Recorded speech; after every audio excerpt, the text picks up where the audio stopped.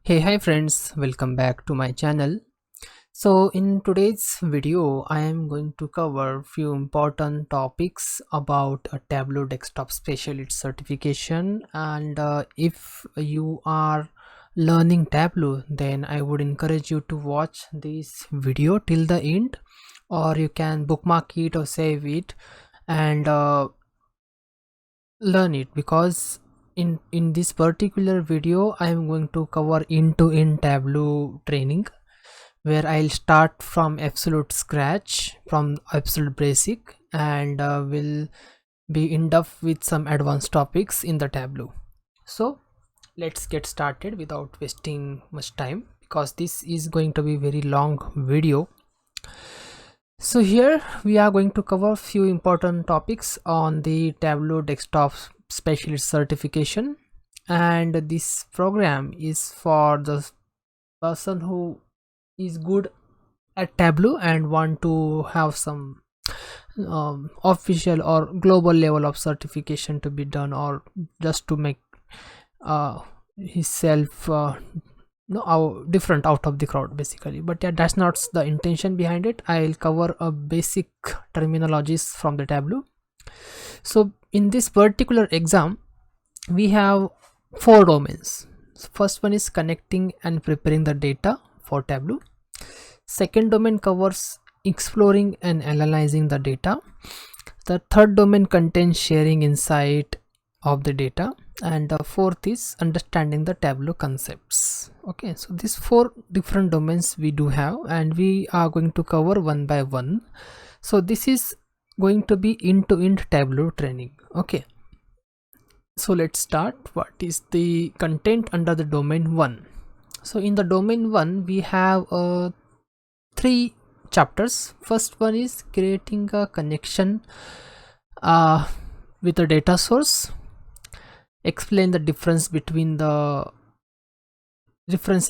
the live connection versus extract connection. Create extract, save metadata properties in .tds, and create data source that uses multiple connection. Okay, so coming to the first point, creating a live connection to the data source.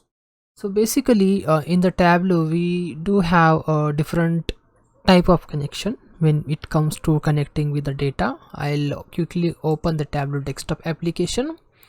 So here in the Tableau Desktop application I have loaded the sample superstore data. Okay, so it is based into the file based system. It is in Excel format. So here when I connect it, by default here you see the 2 options. If you can see the 2 option here, the live connection and extract connection, I'll quickly show that to you.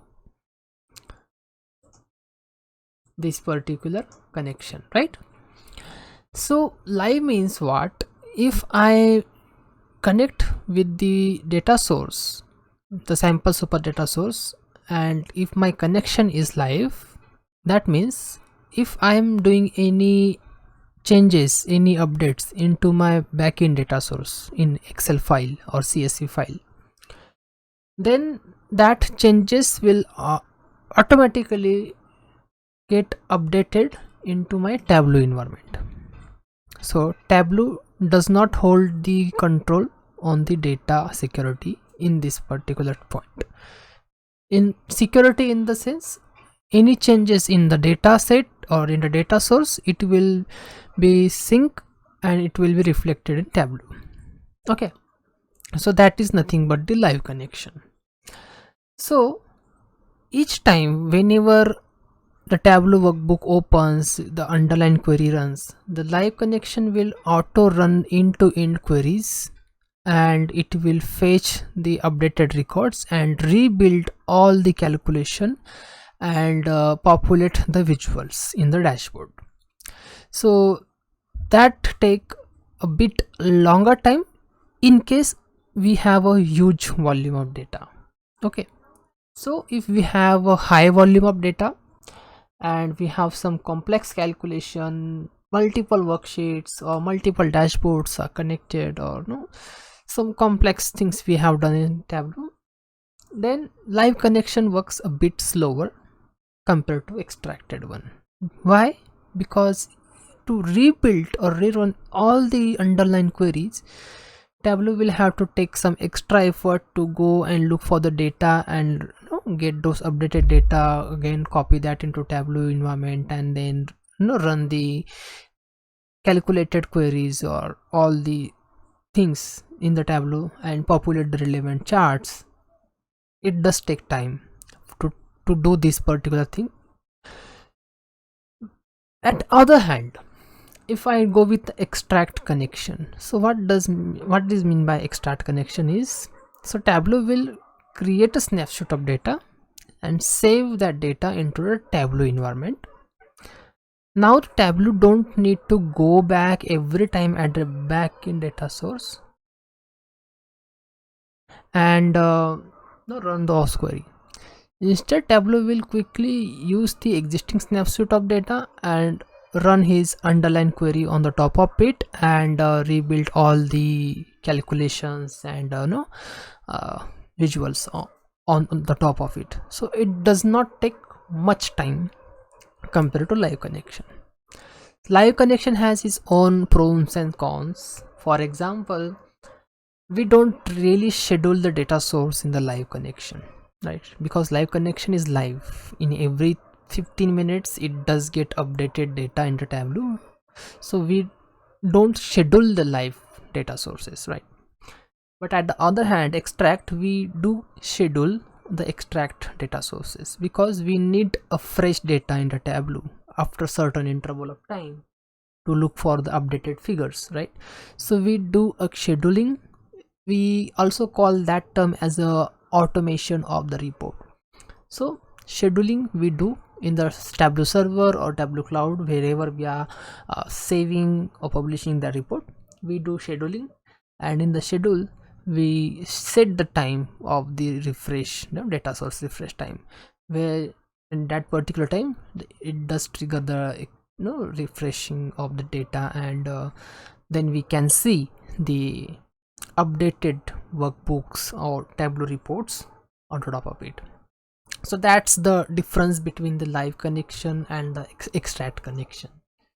So live connection is preferable, I can say, whenever the client or the business need to track the live activities in the data. For example, you have a business where you want to see the good, how much good you are receiving on the hourly basis, how much goods is been sold out, or statistics of thing.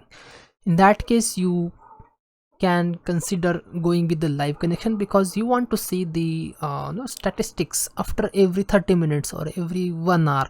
So in that particular case, you can consider like I should go with live connection, because in live, whatever underlying changes happening, like under data changes happening, it is going to be reflected quickly in the Tableau environment. You can go with extracted connection or extracted version when you want to see the report once or twice in the daily basis or weekly basis or monthly basis. So in that particular case, you can go with extract connection because you don't really need to look for the changes happening in the underlying data. You want to see that is could be over the month, over the day, over the week, or over the quarter as well, or sometime over the year also. So in that case, you can definitely go with the extracted version. Okay, so that's the difference between the live connection and the extract connection. Okay, so I hope you got the exact idea, the different connection between the Tableau. One is live and one is extracted one. Okay, so let's see what the next thing is there. Okay, so I will show you how to create the extract connection. Okay, all right, it's not that tough. Once you connected with the data source in the Tableau desktop application, you will have to bring the pill of the table into the here. Here you can see the table name. In some cases you will have to, maybe you may have to add another table like this, and you will have to join those two tables like one after another. So sometimes Tableau auto identify the common attributes between those all right. Or sometime you will have to define those relationships. So here we are going with the inner join by default, and the Tableau automatically identify region from the orders table have the same attribute region on the people data set. So we got these two tables joined, and we are okay with this. You can also do the union based on the requirement, but in this case we don't really need union, so we are okay with the current things that we have. All right, so I'll quickly click on refresh data source over here and see what is going wrong. Okay, so it is loading the data, and we got the data in the Tableau panel over here. Okay, so we are all good. So I just shown you like how to join two different tables. Now let's say I don't want to go with lie, I want to go with extract. So I'll click on this extract button, radio button. You can see now extract will include all the data, so it will include, it has took the all the data over here. And if I click on the save button over here, it is showing me the save workbook. You must either create an extract or click the cancel, use the live connection. So here I can say create extract. So once I click on this, so here I got the file extension Tableau data extract dot hyper. So dot hyper refers to the extracted version of the Tableau. If I'm saving extracted file, then it will save as dot hyper because this is the extract. Okay, so I will click on save. Okay, so it is already exists because I already saved that. So I'll quickly change the name. I'll name it as 1. So it is now saved. All right,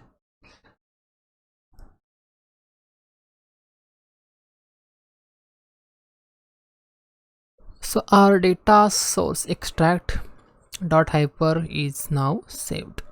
Okay, now I will show you one more thing. If I go here in the file and hit on save as, now I see Tableau workbook TWB extension. The meaning of this, it is only a Tableau workbook, it is not with the data. All right, and if I click on this, I have one more option called Tableau package workbook TWBX. So TWBX is refers to the charts of workbook data along with the snapshot of data. It is a zipped version of the same report but along with the data set, and this is only the workbook file, that whatever work I will do further, it will only save that with, but it will not include the data snapshot. Okay, so that's the difference between the TWB and the TWBX file. Okay, so if I click save, it will automatically saved. There is one more extension like .tds that refers to only a snapshot of data. It does not contain anything, it is just a data file. Okay, all right, so we are good at this point. Let's see what the next thing that we have. Okay, so save the metadata property into a .tds file. All right, so it will bit look like this over here. I just saved the sample superstore Tableau data source TDS file, so like this it will be saved. Okay, so that's not a big deal.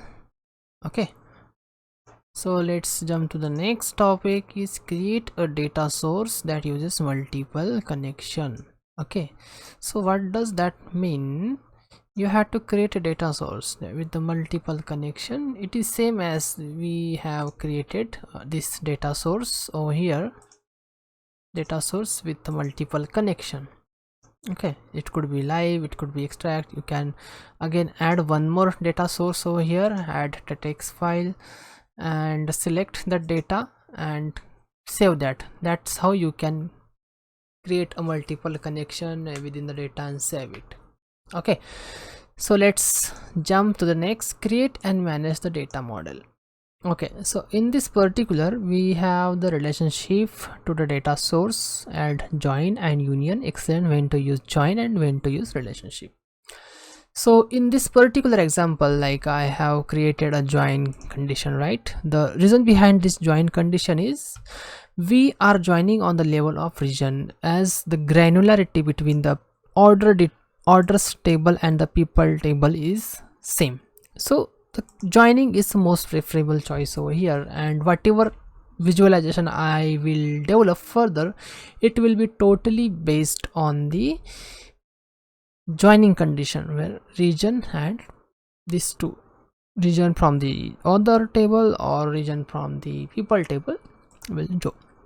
So unfortunately, for this particular version of Tableau Desktop, I cannot build the relationship, but I'll quickly open the Tableau public desktop application and I'll quickly show you like how to build the relationship between the two different tables. So meanwhile, I'll tell you what's the difference between join and relationship. So join is a static way to define the joining condition between the two different table, where we have the almost similar level of granularity between the table order and the table people, and that's why we have decided to go with the join condition. Okay, but what if we have the different level of granularity in the two different tables? For example, a table A contain a credit card customer name, credit card number, their cities, for example, and at the second table we have region and credit card amount spent and blah blah blah other things, but we really don't have same level of granularity. In the one table we have a granularity based on the credit card number, person name and the city, but at the second we have only region level of details, where in which region most of the credit cards has been spent. So in that particular case we have a different level of granularity, right? And in that case we can go with the relationship, because relationship will not define the static way of joining the table. It will join the two table on the logical level, and where we have a region and the cities, so cities belong to each region, we get a different connection and it will automatically connect or connect with the different data source. All right, so I'll show you one problem. For example, I just imported this particular file, so I did data issues, I dragged on the work plane over here. So I have a data issue and now this particular report is loading up here. Let's let it load. So we have issue ID, dataset ID, description, reported by, reported date, status and SLA breach. Second, we have a data problem. So if I drag this over here, so you see a kind of line is creating between my table of data issue and table of data flat problems, right? If I drag it over here, so here I really don't have the common field, so I will look for which field I can see. I have dataset ID and here I have the problem ID and dataset ID. Yes, I have dataset ID between these two. So I joined this, but this is on the relationship. So this, I have created this relationship. Now it is not telling me what kind of join I have created. By default it is inner join, but yeah, on the logical level it is a relationship. So whatever visual now I develop on this particular combined data set, it will auto adjust the joining condition based on the selection of my calculation or the fields that I'm going to do over here. So it will automatically put that things around. If I put the data source ID over here, so like this, you can create the visualization based on your choice, right? So this is how you can create the relationship. Now you can see here things earlier I defined some condition, but it is not no more there, right? So that's how it works. Okay, so this is how you can create the relationship, and you can name this table also over here. So there are many things updated after the uh, updation of the Tableau Desktop application. The one that I'm using is a very old one, 2019.3, but yeah, you can always go with the latest one. I just shown you that just because of example I wanted to show. So you might be coming across like, okay, this is how we can create a relationship, but how to create a join in that case? Like, so to create a join, you have to double click on the any one table, and here the inner part of the same table is been open. Now you can put and drag the table which you want to join, and here you can define the joining condition basically. So by default it has created a joining based on a data link ID, and now you can see the full data whatever it is. So this is how you can create a join, and if I close this box, we have the symbol of joining. So this states like this table is joined between the two tables, and you want to drill down, you can double click, you can modify the condition. Even though similarly you can create a union as well based on the requirement of your project. You can simply select the tables, so yeah, you can drag and drop the tables whatever you want to union, and you can hit OK. So if union conditions are fitting properly into it, it will definitely help you to create a union the way I have created it. You can see the union is been completed, and we can now see this is the joining and this is the union on this table. Fantastic. If I click on this again, you see data set ID and data set ID is the two different this has been used to link these two tables again. So union is what do you mean by union? This is not union condition. Like data source data issues is joined with the data problem one and the union table of all this. So in under the union we have multiple tables. Like if I click on edit union, we have DQ instance, DQ result, and element catalog, three tables unioned into this, and now we are joining this combination of this three table to the data issues. This is how it working. This is how the flow is. So this is how you can create joining and union. I just shown you the example with the brief explanation like how it works, why we are going with it.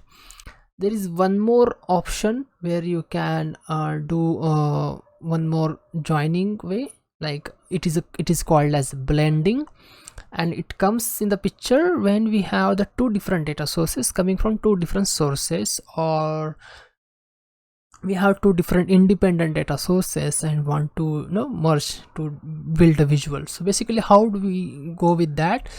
So here you can see I have the workbook open now. In the data option, now I can go to data, add new data source. Let's say I add one more data, employee data over here.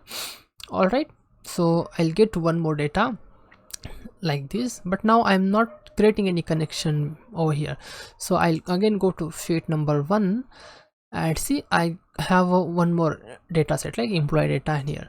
So here what I can do in the data source, I can see edit a blend relationship option. So what this do, I have data issues and employee data, and if I have option like whether I want to connect them automatically or custom. So if I click on custom, I can basically add the which column from the primary table I want to create a join between secondary table.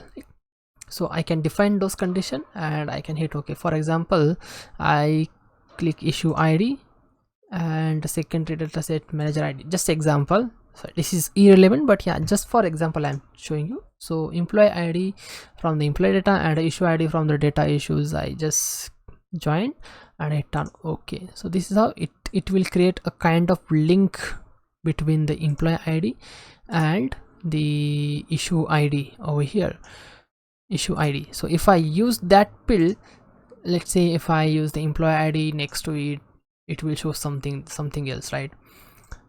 And if I drag the issue ID next to it, it will again show me something else. But yeah, issue ID. Now what is happening over here? So luckily you can say we have a few issue ID matching with the employee ID, that's why we are getting this data. But honestly, these two fields are not at all related with each other.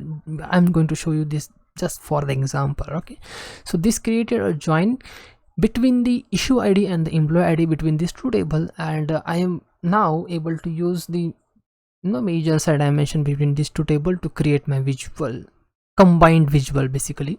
So I can use the fields from this two table, combine them and create a visual on the top of it. So this is nothing but a blending. It is called as data blending. In terms of order of operation, what happens, like first the secondary data source get aggregates and then it performs the joins in the blending operation. So first aggregation happen on a defined column and then it does create the join condition. But in ordinary join, it does first join the two different table and then it does perform the aggregation in the sense we can build the visual and then later on it does create the aggregated numbers out of it. So I hope you got this point, but this is one of the very important point for interview and some practical knowledge point of view. Okay, but in the relationship, definitely if the granularity between the two data sets are different, you can definitely go with the relationship instead of joining, because if you go with the joining, if in that case it will create a duplicate records and definitely that will not help you to create or to populate relevant numbers in the Tableau dashboard. So that will eventually create wrong numbers because you have the duplicate records in the join. That's why. All right, so this is all about the joined relationship and data blending. So I hope you got clear idea of this, though it only shown the things, but I gave you overall explanation with the example in this particular, like how to create and manage the data models. So this is one of the essential thing when it comes to developing any Tableau dashboard, right? So let's jump on the next topic, and the topic is nothing but manage the data properties, rename the data field. Okay, so let's start with that only. So I will go to the Tableau Desktop application over here, and the first topic we have the rename the data field. So once I drag the table and develop my relationship model, whatever I want to do, I got all the fields over here in the second half of the Tableau work plane, right over here.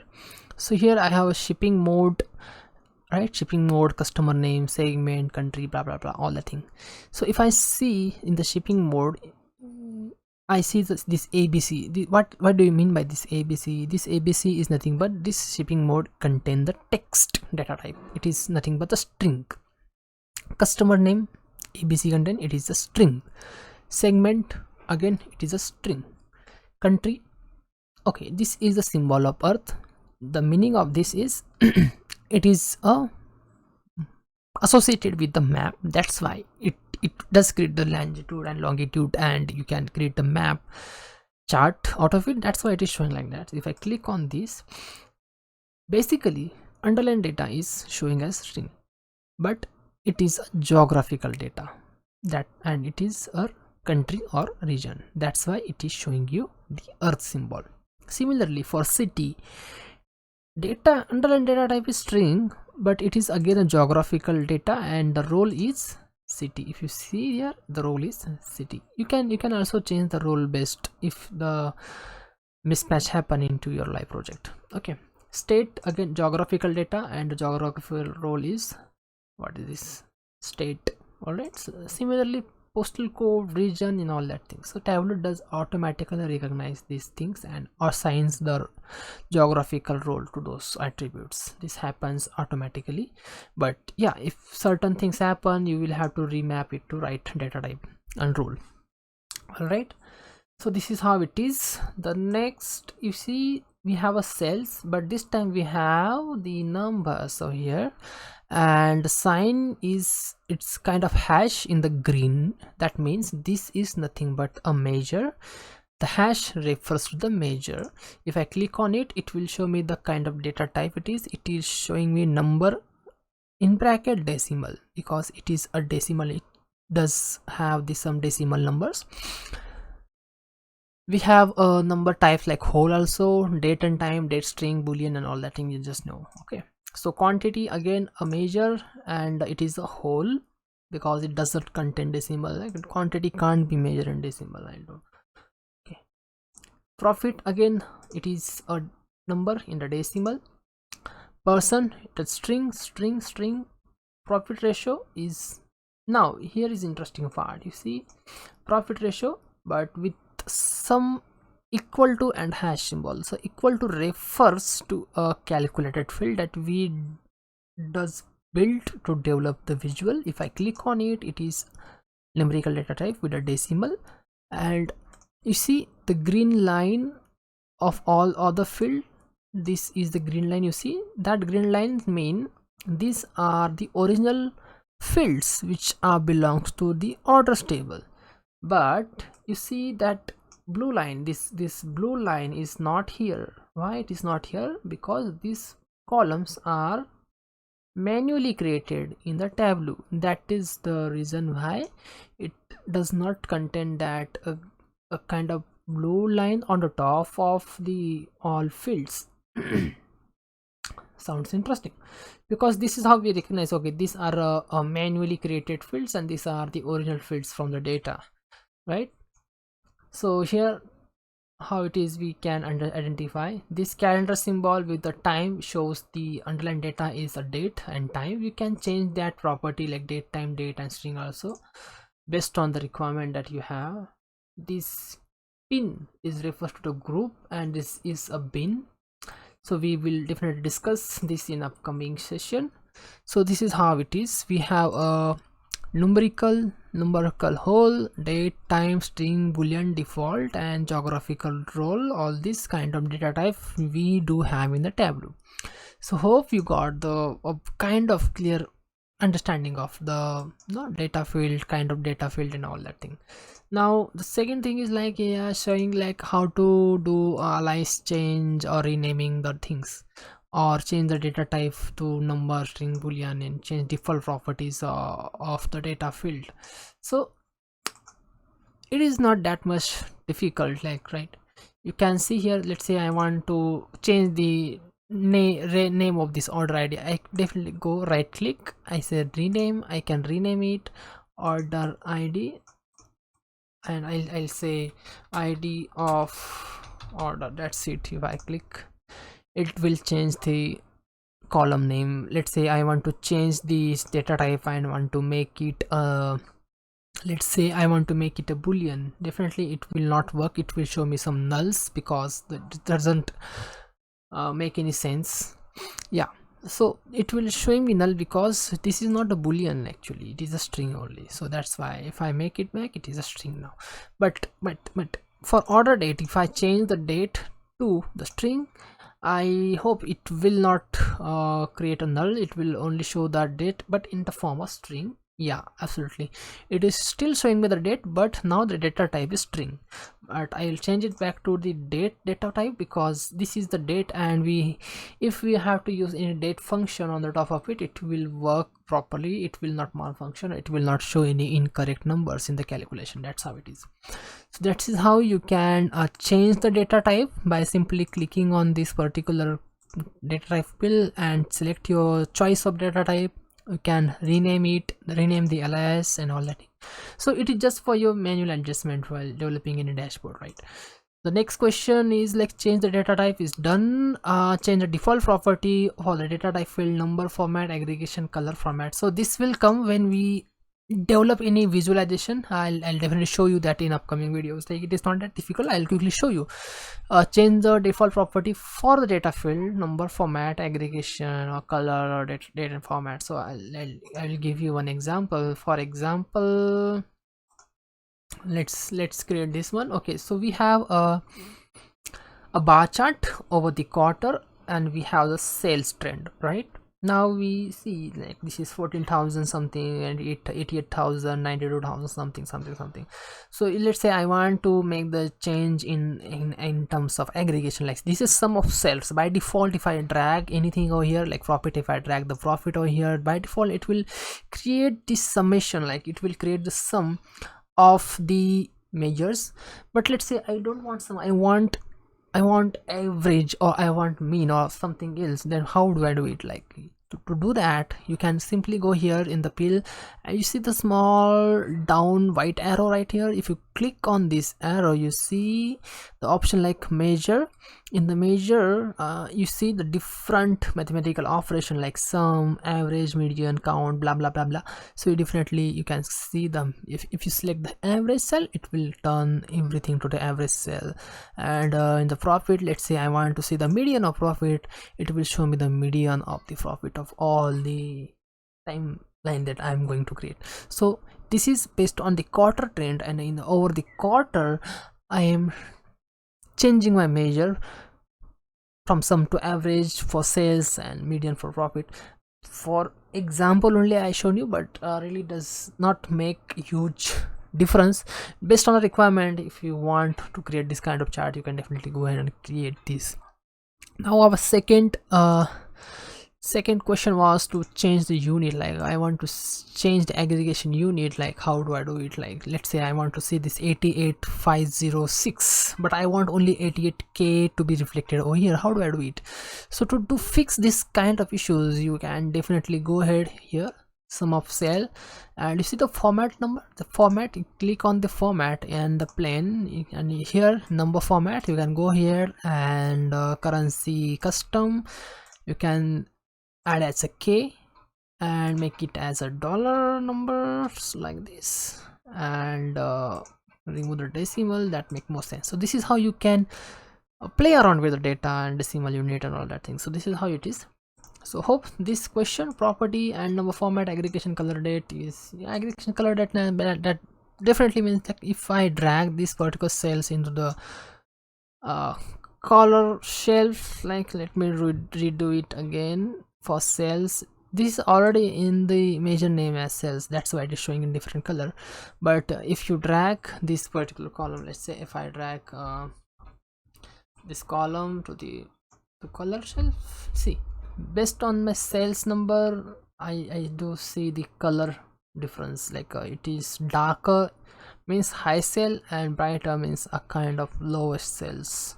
So that's how it is. You can play around with this, the coloring format and all that thing. So I really don't think you really need to get a drill down deeply into this particular topic. It seems very basic. You can play around with it, and let's see how it does goes.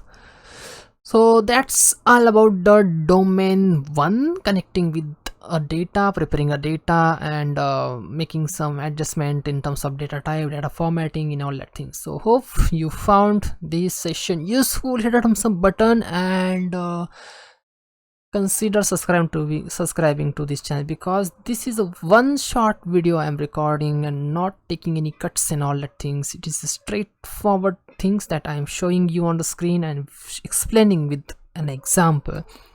So you can respect my efforts and hit a thumbs up button right away and subscribe to this channel. Okay, so let's jump on the domain number 2. All right, so let's see what is been covered here. They have covered the charts and all that thing. Not very difficult. We go one by one. Okay, let's see. Exploring data and analyzing the data. So here they are creating bar charts. So bar chart is how to create the bar chart. Like I'll quickly show you. If let's say I have a sheet number 1. Okay, all right, here, and I say I create a date. I create date null. Okay, let's take another example. Make it on the level of month. Okay, seems to be data is not in will format, so let's jump back to the sample superstore data set. This way we get a lesser hurdle because we are recording it, so I really don't want to fall in any unnecessary issues. Okay, so let's say I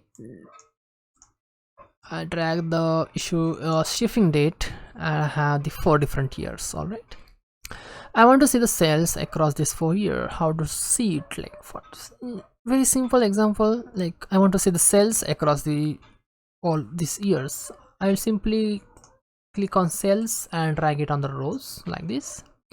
So Tableau by default will create a line chart over here because sales is something continuous data. And if I go here in the mask card and from automatic to bar, if I select bar, it will create a bar chart for me. So seems interesting.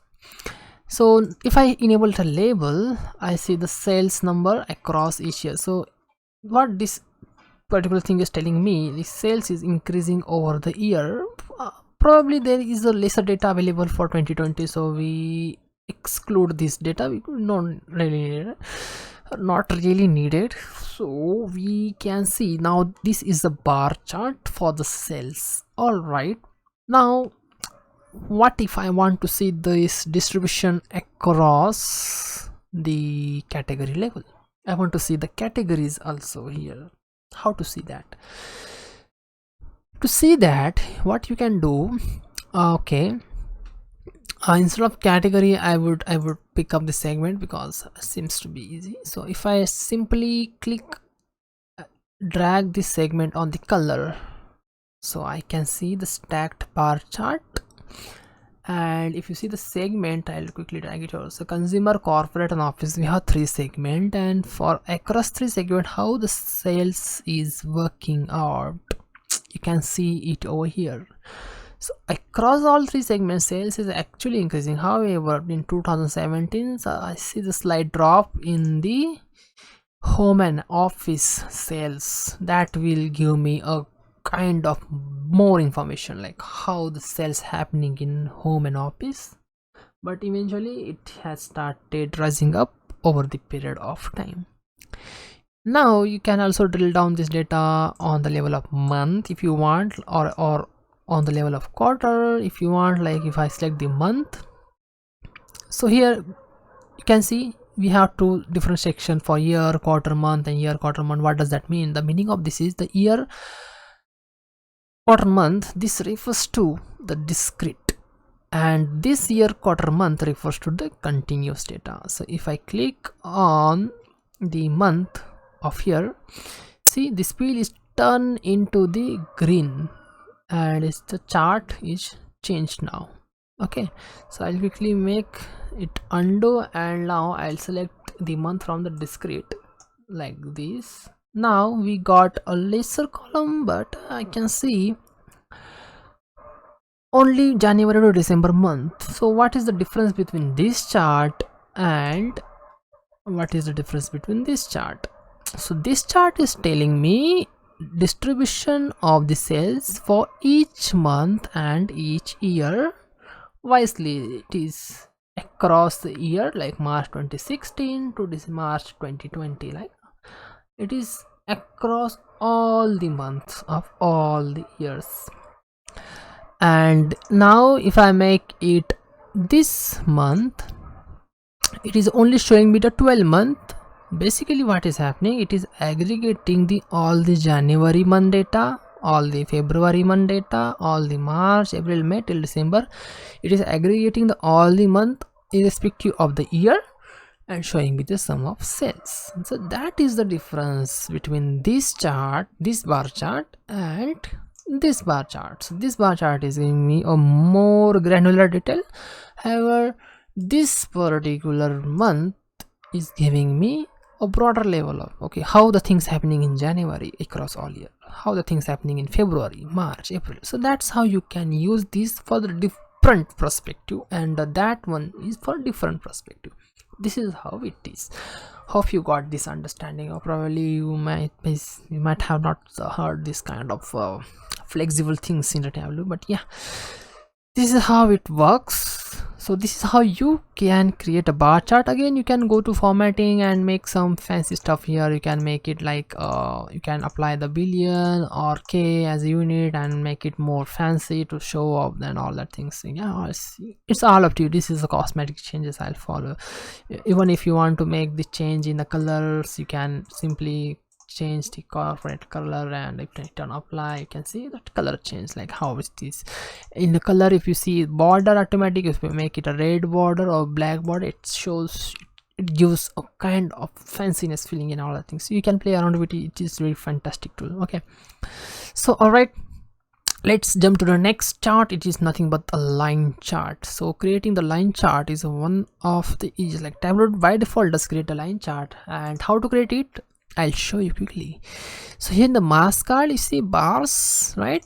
So instead of bar, if you select line, it will create a line chart for you. So now you can see the trend across each segment over the all month. If I make it a continuous month, it will show you the more detail, but I'll keep it on the level of let's make it on the level of quarter, so it will show you a kind of a good trend. So this is how it is. You can see how the things are happening over the quarters of a quarter for all the segment, how the sales is rising for each quarter, and can see the sudden drop in the quarter one. You can see sudden drop in quarter one, and rise in quarter four. That is a pattern that you can recognize and tell them. Okay, so in every quarter one we are going to do a fresh start. That's why the sales are dropping, and we are going to rebuilding the strategies, and at the end of quarter four we are getting our target being hit. So this kind of insights we can create out of the line chart. So now next we create a scatter plot.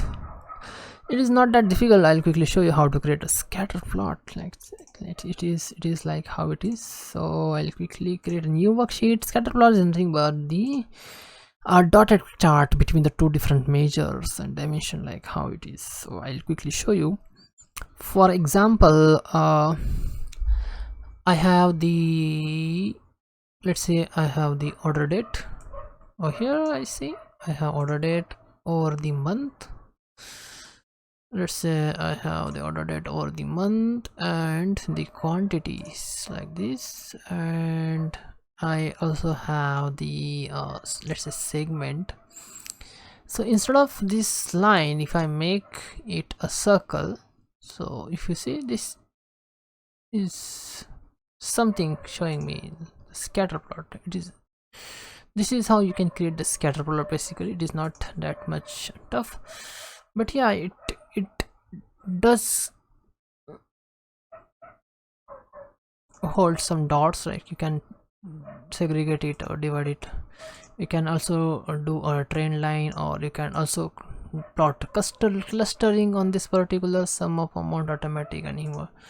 So that's how you can create a clustering and define, okay, for which specific year we have highest sum of and highest sum of the quantity, like high. So instead of month, if you instead of quantity, if you put down the another measure called sale, sum of sale and all that thing, you see 3 dots over here, only 3 dots. And if you make it discrete, and if you make this one is discrete, so it will show you actual things happening between it. So this really doesn't make any sense out of it, but yeah, this is how it is. You can drag the customer names over here, and you can see a beautiful scatter plot over here. So basically what this is showing, the distribution of the customers, like for which segment customer are really highly quantity. You can see scatter plot created in the 3 different regions. It is basically showing me the different clusters, like it data is divided into around 8 different clusters based on the spent and the quantity of the different customers. So this is how you can create the beautiful scatter plot and give some beautiful insights of the data. All right, so this is how we can create the scatter plot. Now next jump on the creating the map using the geographic data. Alright, so let's go to the next sheet here, and we obviously have the geographical data with us, like the country, state, city and all. So you can select this country, state and city. state and city and postal code.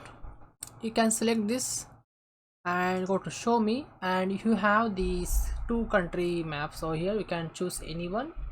If you select map chart, then based on our selection it will compute the map chart, and it will show you the map in the visual plane. So it may take few seconds to load the longitude and longitude, latitude and longitude, and show up those fields, mapping it. So this is how it look like. All right, so if you see the small dots over here, those are nothing but the postal codes around. Actually, those are the postal codes over here. So if you remove the postal code, that detail will be disappear. But yeah, that is completely fine. If you see in the tooltip, no postal code is there, and if I again drag back that to the detailing, now the postal code will be appeared again. So that's how it is. For different city, the postal code will be different, though the state is same. That's why it is showing like that. Now what we can do, we can if let's say I want to see the sales across all the cities, now I can simply click on the cell. I clicked on the cell, and now I am going to click on this map chart again. So you can see cells is populating over here, but this is not really giving me the feel of actual things that is I'm looking for, right? So if I make this cells as a discrete, let's say I make it discrete, so this is giving me a combination into the color now. Why? Because if I make the cell discrete, for each cell I am getting a different color palette. That's why it is showing me beautiful colors, dots in the map. But again, I really don't want to see that level of granularity like for this one, so I'll make these cells back to the continuous. So this is how you can play around with the cells numbers also, right?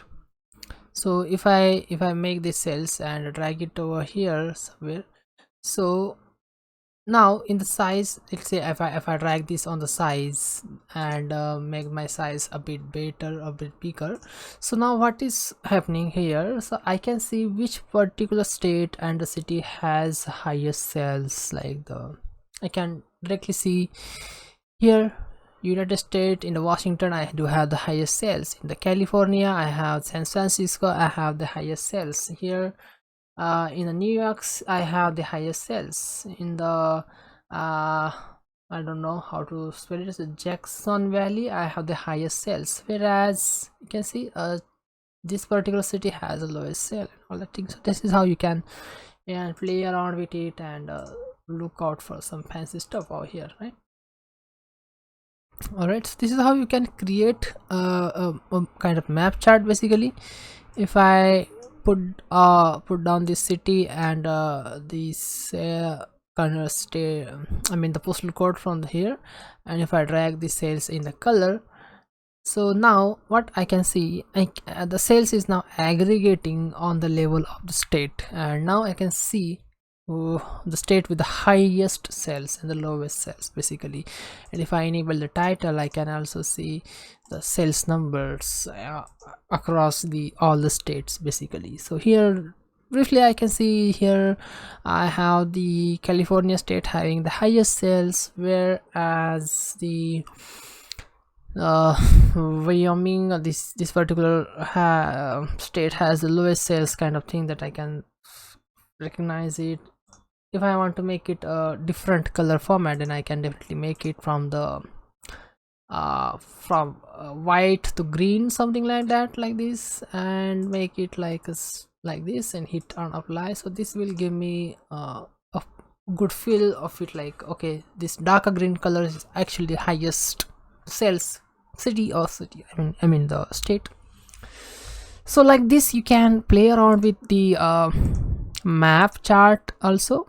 You can make it different cosmetic changes to make look this more attractive and meaningful. If you want to play around with the map functions, you can see here you have the background map and offline tableau, manage map, set at default background image, edit location, map layers. If I go to map layers, I can actually change the map layers and make it more fancy or meaningful like this. So this does make huge sense if I uncheck everything, and this is how it looks like, a clear-cut map without any additional underline detailing. And if I click on all these informations, it will show me all the relevant details that is actually present on the map basically. And if I make it a satellite based, then definitely this will give me a kind of satellite map where I can see this. But this really doesn't make huge sense if I mark it as a density. I'm not sure, but yeah, this is how your sales number will look like from the moon. I believe from the moon you can see the United States, something like this. So from the moon, if you want to see the sales, you can see the sales like this, or you can make it like a square or whatever you want, or you can simply keep it as a bar chart. Also you can say a kind of bar chart is created like this on the top of the map. But yeah, it all depends on the what kind of requirement you have and how you can combine your all requirement into the single stuff what you want to create. If I create a map, it will look like this. And if I hit a polygon, but polygon doesn't make any sense. So here if I simply click on density, yeah, this does make a kind of sense. Okay, for which specific state hold highest sales and lowest sales, based on the level of density I can get that feel out of it. You can even make it like this, and not like this, yeah, like this. And if you change the color to kind of these, so this additional thing that you can definitely make while practicing the Tableau. Okay, so now this making some sort of sense from the moon. Okay, so this is how you can create the map chart, play around with it, and make it more fancy or more interesting. So hope you found this particular tutorial useful. Let's jump to the next one. Create a combined axis chart. Okay, all right, so let's come back to the workbook here. Let's say I want to see the sales and the profit on the same axis for the same date time frame, right? So there is one way to do it. I'll drag the date on the column and I'll make it on the continuous level of month. And if I hit on the sales and drag it over here, so I see the sales data, but really this does not giving me the actual thing. Something is going wrong. Let me redo it. Okay, I will drag the sales and now I'll click on the bar chart. Oh, bar chart or line chart, whatever it may be, that's fine. For example, I'm giving it as a bar chart over here. So now I have the sales axis over here showing the sales, and on the y-axis I have the date for the month, right, across the month, like April or May, June, July, August, September, blah blah blah blah. Now let's say I want to show the profit as well on the same axis. On the same axis I want to see the profit. So what I'll do, I'll click on profit, hold it and drag it over here. So see, I got a vertical kind of square, right? If I drag over here on this particular axis, this will combine the profit and sales. And basically for the y-axis you can see there is a single y-axis, one is for sale and the profit is same. So to just make a bit of a difference of it, I will change the color of this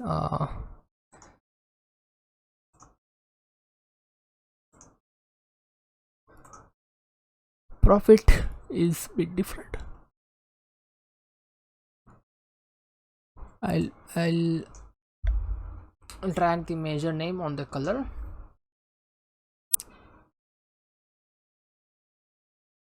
All right, let me redo it. I will have to control and then drag it. All right, now for profit and sales I have the different color combination. So this is how you can actually make a combined axis chart where you can see profit, sales for the combined y-axis. So this is how you can create it.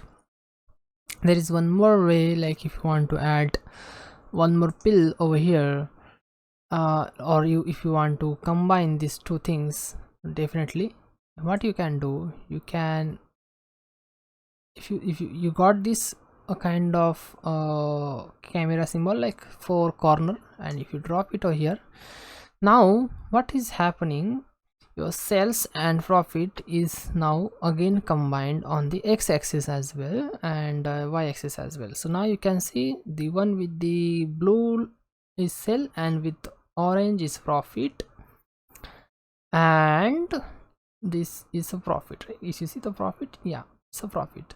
So this is how you can combine the sales and profits. That looks good.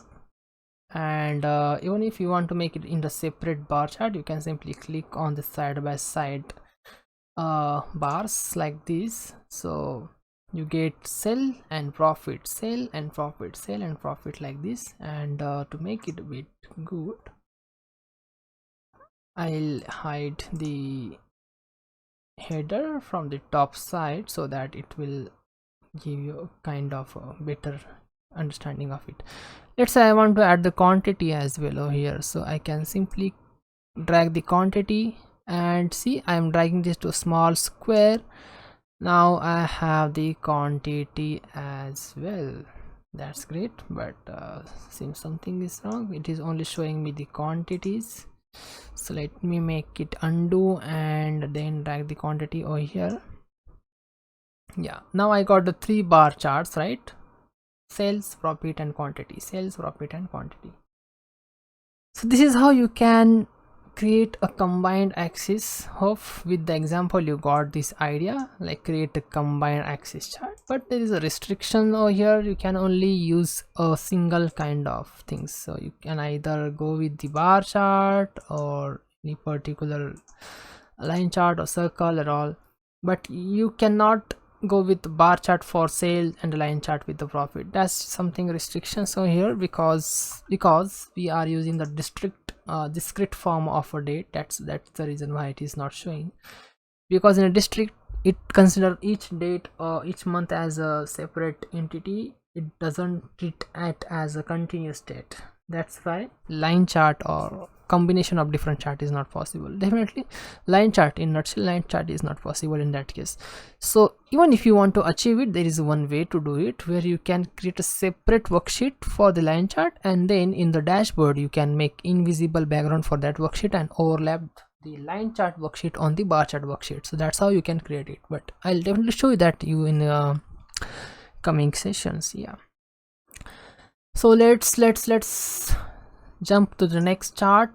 Okay, we are done with the combined axis chart. Now we have to create a dual axis chart. So there is a slight difference between the dual axis and combined axis, so I'll quickly show that to you.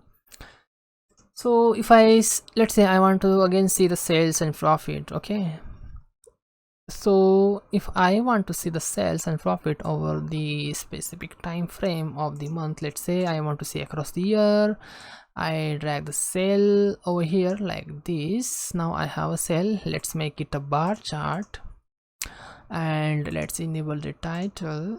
So this is the sales across all year, and now I want to drag the profit as well. So let's say I want profit, and here sum of profit is, now it is at the bottom side, right?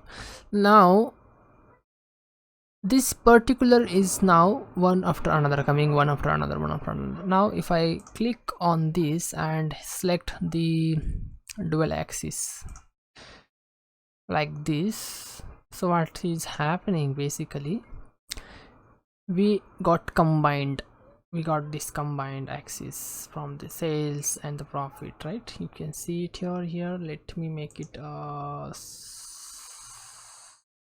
fit. Yes, and from this side, you see, this is the profit axis, this is the sales axis. So we have two axes mean dual axis, and if I right click on this axis and hit on a synchronize axis, this will automatically readjust the axis. And now if I want, I can hide any one of axis. Now this is how we can create a dual axis, and in this particular case we can actually change the bar chart to line chart for the one of the measure, which looks pretty good probably, or yeah, does make sense, like the trend of profit over the year and the sales over the year. So this is how you can create a dual axis. But let's say if you have one more measure and coming into this, we cannot make or drag a quantity and let's make it as a triple axis. So sales, you can see the quantity is now coming into the different set of axes, so we cannot do that one. So instead of this, we can actually drag this quantity and place it over here. So that way we get quantity as well over here in terms of value. And now the quantity, you can see this quantity which with the kind of orange wheel, it is sitting on the top of cells. So we can actually adjust it like this, so it will be at the bottom. And if you make that particular size as lower, it will be like this, but unfortunately you cannot make it like a side by side bar, because if you make it, it will turn the profit into the bar chart. But that is not what we want to do. Even if you want to achieve that, you can again do the same thing. You can make a line chart of profit in invisible worksheet, and then can combine those worksheets in the dashboard, so you'll get all the charts, right, whatever you want to make. So this is how you can create the dual axis charts. Hope you found a very good understanding out of it, and with example, right? My bad. Now creating the stacked bar chart. We already created a stacked bar chart. I'll quickly show the example. Let's say I want to see the segment, and if I drag it over the color, so now I can see the distribution across the segment. So this is nothing but the stacked bar chart. It is one after another. That's we call stacked bar chart. Now the create a density map. We already created a density map right here. So this is a density map, right? So we already covered that part. Now create a chart, show specific value, cross tab, highlight tab, and all that thing. So cross tab is nothing but the underlined data and highlighted tab. I'll quickly show that to you.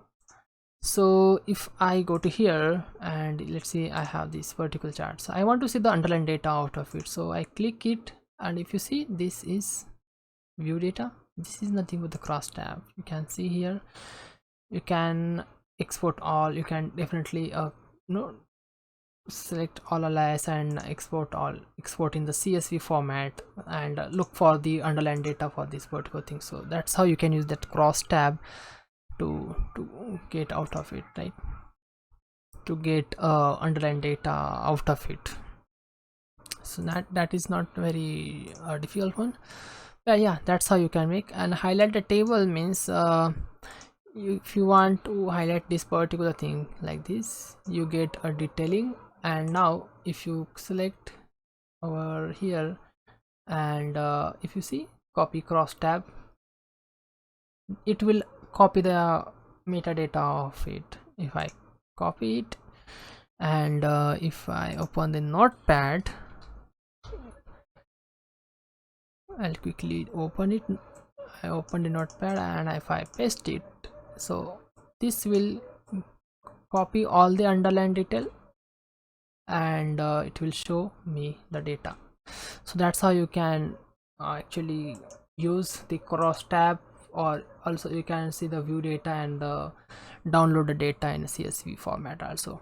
So data image, you can copy this image, copy, and you can paste in the notepad, or not notepad, you can paste it into Paint. Let me show that. I have never tried this, but yeah, in this tutorial I'm just trying to see if that works. If I paste it over here, now see the charts are now copied and pasted over here. So that is how you can play around with it. It is very fantastic tool, man. You never regret learning Tableau. Copy, image, data, cross tab, fantastic. Hope you got a clear idea of out of it, how it is used, why we use. Basically we use that to do our data validation for a specific chart. If the numbers are not matching, that we do download that underlined data using the cross tab or view data and see where the delta is coming from, and we fix that delta. Okay, so that happens in the development and UAT testing. So you might have a clear understanding of it, like if you have worked on the Tableau before. So that's it. Next topic is the organize the data and apply filters. So filters are not that much difficult, like I'll show you. Create the group using the marks, headers, and the data plane. So creating the group is nothing but we can combine the data and make that in the single group. For example, let's say I want to create a group for the data of 2016 and 2017. So I can simply select it on the data plane, and I got this option in the small pop-up, group this member. I can hit on a group, right? So like that, you see segment group is created, and that group contains these particular things. So I'll quickly do undo. Let's say in the segment I'll just drag this out. Okay, I want to make the grouping of these two here only. So unfortunately I can create the set across the timeline but not a group. But yeah, you can make the group on the segment level or the state level or the customer level, and you can combine the two different segments in a single group. And I just shown one example how that does work. Okay, so the next topic is using header and data plane. Yeah, that's how, using the header and data plane like this you can create, or you can simply click multiple fields over here and create a combined field or the groups out of it. See, create group. Now you can select different products from the subcategory and group them and name them new group. So that's how. Okay, if you click on OK, it will create here. Now if I go to the next worksheet and if I drag it over here, it will give me the new G, and if I drag the sales or profit numbers, so it will give me a combined profit for this particular new G. So this particular group, if I ungroup this, I'll see all the data, and if I group it, like if I group this, now it is group. So this is how you can create the group. Group is nothing but a static bunch or static group of data, irrespective of underlying data. If underlying data is changing, let's say profit is changing, then grouping will not be affected. Like whatever conditions we have defined in group, like whatever groupings we have mentioned or defined, it will not change. But at the other hand, in terms of set, we defined condition based on the measure. Like if the profit is between 0 to 100, then group this particular products category. If the data, underlying data for those product category get changed, like the profit is changed, then that set will automatically get updated with reference to the profit number. So that's the difference between the group and the sets. Okay, now creating the set by using the mask and the data plane. Again, you can create the sets also, like you can select on the data plane you can select these fields and see these two symbol, these two circle, this is nothing but create set. You can create set and you can define it. So here you see the set 1 is created, right? Now if I drag this set, the filter, it will show me only the data belongs to this state, I mean the set. And if I drag this to the color, it will give me the color combination of it. It doesn't make any huge sense, but this is how you can calculate or you can create the set. There is one more way to create it, like you can go to the subcategory over here, right click, create set like this, and if you create it, you have to select the categories. I mean, yeah, you have to create the subcategories like this and hit on OK. It will create set. That is one way to create. Second, we can define the condition, like if profit, as I said, if my condition profit, sum of profit is equal to 500, let's say 500, then create the sets out of it. So this set 2 is now here. If I drag it over here, it will not show me anything because there is no data which has the sum of profit which is equal to 500. So I'll edit the set, and in the condition, if I go and make it like 5000 and hit on apply,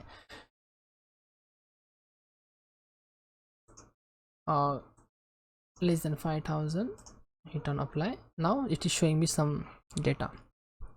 Now you got practical example, right, how to create a set with the condition. Now my underlying data change. Let's say my profit is now from 5000 to now it's become a 10,000.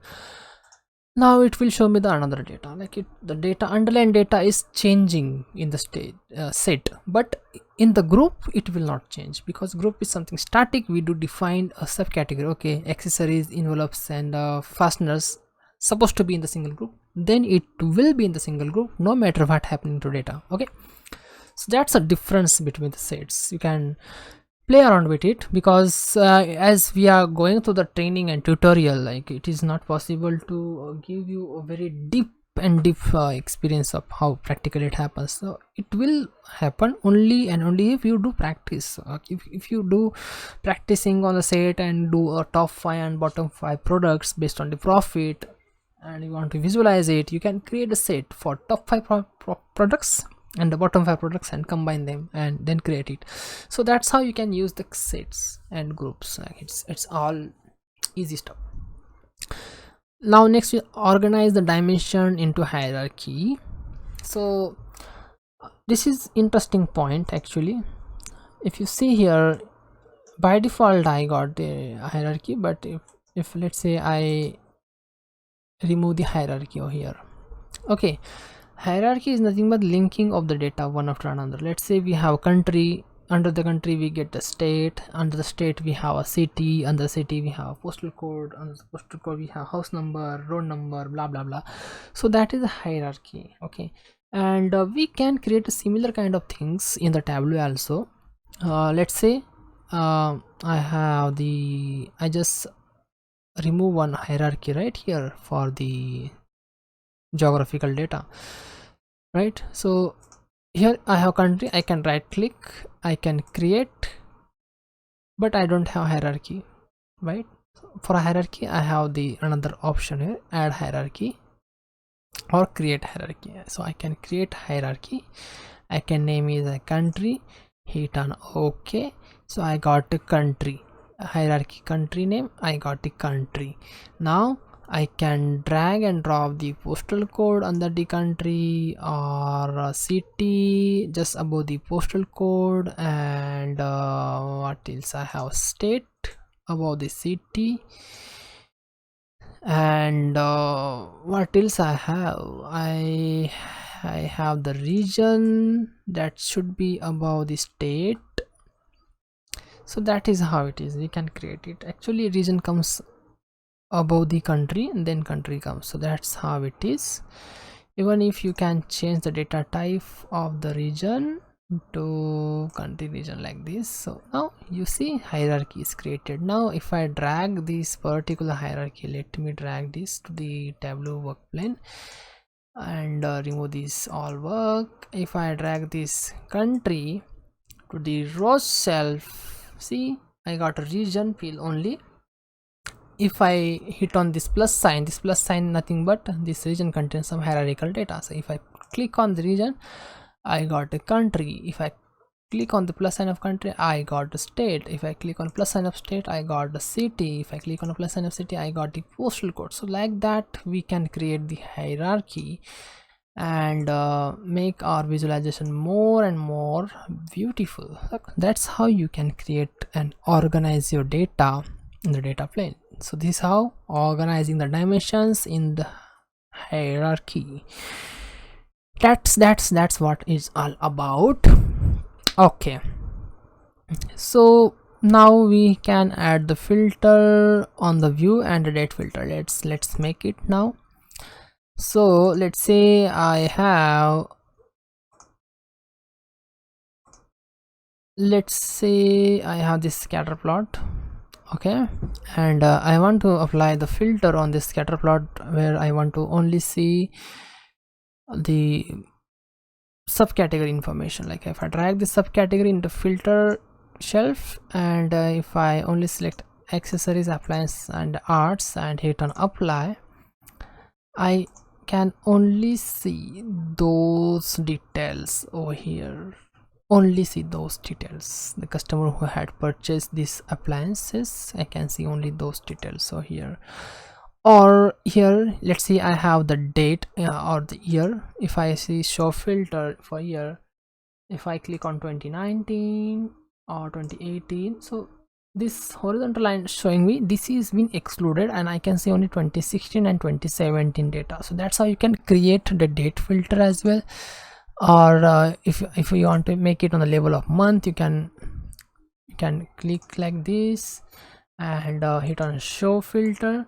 You can definitely select the month, like start date and end date, and look for the relevant data that you want to see. So that's how you can create a filter on the date or any dimension if you want to see. You can also do it on the level of the measures, where you can make some of the data, some of cells between point A to point B, like from 1 to 100 or something like that. So that's how it is. You can practice this offline, and that will definitely help you. So this is how you can add the filter on the view and add the date filter. So hope you found this video useful. Hit the thumbs up button, share your thoughts in the comment section, and you can definitely share your feedback in the comment section. That will definitely encourage me, because this is a first Tableau training video I am recording. It is one shoot, so you can respect my efforts, and definitely hit the thumbs up button and show me your love on this particular topic. All right, that's fine. I'm talking randomly anything, because don't mind. So let's begin with the next topic. The next topic is the apply analytics and the worksheets. All right, so let's start on that one. All right, so let's start with the sorting. Like we have two kind of sorting. One is manual sorting and the second one is the computer sorting. So I'll give you the example of the sorting. Let's make a sorting. If I name the worksheet, it will automatically populate here. That was the missing thing that I forgot to share at the time of introduction of this course. Okay, that's fine. So now we have to show you I have to show you the example of sorting. Okay, so let me drag the category in the rows and then subcategories like this, and I'll say the cells, sum of cells. So here I see the bar chart for the sum of cells across the subcategory. So on the level of subcategory, we have, and the bar charts has been created. All right, and I have the categories as well. So this is not sorted data. This data is as per the data set we have. So if you see here under this window, you have the transformation, the ascending and descending, like two sortings are there, right? You can use these, or you can come to this subcategory, and if you come at this particular middle of this bar chart plane, you can see the button of sorting. If you click on sorting, so it will sort from descending order from highest cells to the lowest cells. And if you again click on the same symbol, it will sort it in the ascending order from the lowest cells to the highest cells. So this is the computed sort. Based on the sum of cell, it is automatically rearranging the stuff and making it change. Manual sorting is nothing but if you want to drag this furniture just down to the technology and obvious apply after the furniture like this, or like this. So you are sorting it manually. Or let's say you have envelope, you want to sort, you want to change this order like this as per your convenience. Okay, so you are actually making the changes in the sorting operation, and that is what you are doing manually. That's why it is manual sorting. Okay, so there is one more way where you can create one index and apply that on the subcategory, and based on that index you can actually change the sorting operation, but that is a long way to do it. If you want to create a button for sorting specifically in the dashboard, in that case we can use it, but in the later session definitely I'll cover that part. So this is how you can create a sorting and do the manual sorting or computer sorting based on your requirement. All right, so hope you understood this point. It's very straightforward and easy. The next point is the add a reference line. This is an interesting part. So here let's say I have the, let me remove the category and make this transform from cells to x-axis and category subcategory to the y-axis now. Okay, so if I click on the label, I have the bar charts for the subcategory which showing the sum of cells. Right now I can add the reference line here. If I can go to analytical tab over here. One is data tab, second is analytical tab. And in the analytical tab we have multiple options. You can explore those options your own, but for now I'll simply click on this reference line and hold it and drag it in the visual, and I will select three options. Like I have a reference line on the for entire table, I want for individual plane or cell, or for now I'll do it for the table. So what happened, it has computed all the sum of cell, and based on the frequency it has created a average sum of cell across the subcategory. Now I can show here the value and the total. So total, if I change it like total, it will create a total. If I create average, it will create the average. I can format it like a strong line chart with the dark black color, fill above a kind of blue. See, the above part is turned into blue, but I don't want to turn into blue.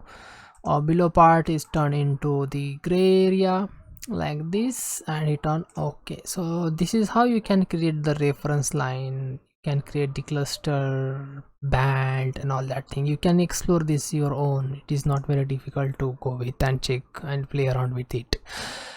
So next one is use a quick table calculation. So we can use the same chart to demonstrate the quick table calculation. Let's see, I have the sum of cells, right, and I want to see apply some quick table calculation. So here we have the option or the quick table calculation. So here we have multiple options, like what kind of calculation we want to run on. Like it could be running total, difference, percent of total, rank, percentile, moving average, and all. So let's say if I click on the percent of total, so what this is going to do, it will sum, or it will create a total of all the entire cell amount across the subcategory. Then it will divide the sum of cells from each subcategory to the total, and it will return with the percentage number. So if I click on percent of total, it will right away do this calculation and show me the quick table calculation like this. So 14.30% is for the chairs, that is cells. That's how you can create the quick table calculation. So you can try the rest of the options your own. It is not that much difficult, but yeah.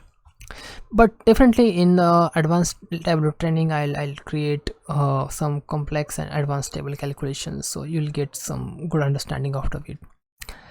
The next topic is the use of bean and histogram. Histogram is okay, that's fine. So before going to this point, like I'll Google this particular thing, so get a good glance of it, like how does it use, why do we use the bean and histogram and all that thing. So a histogram is the graphical presentation of the distribution of the data by the user. It is appearance smaller to bar gap expert is continuous to bar to the histogram called as highest standard. So it is a graphical representation of distribution of the data. It will only show the distribution of the data. I'll show one example, okay, how to do it. Let's say I want to see how many products has been sold for specific quantity, like 5 quantity, 10 quantity, 20 quantity, 30 quantity, and 40, and blah blah blah. So how do I do it, right? So I can go to product. Let's say product name. I can right click, create. Nothing. I don't have the options for product. Why? Because I want to see the quantity for this product. So I can go to the quantity, right click. Now I can create a bin on the top of quantity, right? Let's say I want to set the bin size as 5. Hit on OK. It has created a bin for me. Quantity has created a bin. If I drag it to the rows, it has 1, 0, 5, and 10. And if I drag the product name over here, and seems something wrong I did. Let me rephrase it.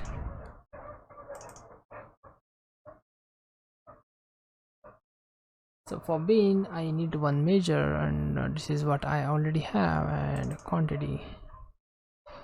If I make it a bar chart, what is wrong? All right, let's try something different. All right, so this is a count of quantity and quantity bin. All right, and if I want to change that count of bin, the product level, if I do it like this, no, something is wrong. If I drag this to here, add member,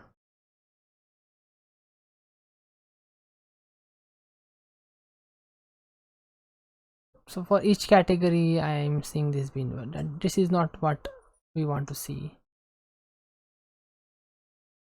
Let me fix it. All right, I got it. Like the way we created the quantity bin, here we can select the step size, like size of bin from 1 2 3 4 5. So for now I'll keep it as 2, and then drag this to the column over here. So I got 0 to 14 of a range, like 14 is the max quantity has been purchased. That's why it is showing me the 14 as the last number, and 0 is the first one. So if I simply put this quantity and put it on the row, and make this as instead of sum, if I make it a count of quantity, so this will give me the total count of the quantities. Like for 0 there was around 1899 times has been purchased. For 2 quantity products, 4811 times purchase. 4 quantities with the products, 2421 times. So this is how you can create the bin or the histogram. This is nothing but the histogram chart, where you can see the distribution of the quantity on the certain range across the data. So similarly we can make this for the profit also. You can simply drag and drop the profit over here, and make it as sum to count. So this is how you can make it count. It will show the same because the underlined count record will be the same. If you make it a sum of profit for those purchase, you can see the sum also. So this is different criteria where you can utilize the bin and a histogram chart to see the spread and the distribution of the data. So hope with this example you got the clear idea about what is the bin and how do we use it. The next is the create a calculated field on a string, date, time, and some sort of arithmetic operation. So let's start with that one. Let's say I have the customer name. Okay, so it's very good example to show and go with. So let's say I have a customer name, and in my visual I want to only create the first name of the customer in the column. I don't want the last name, but this particular customer name column has the first name and the last name, right?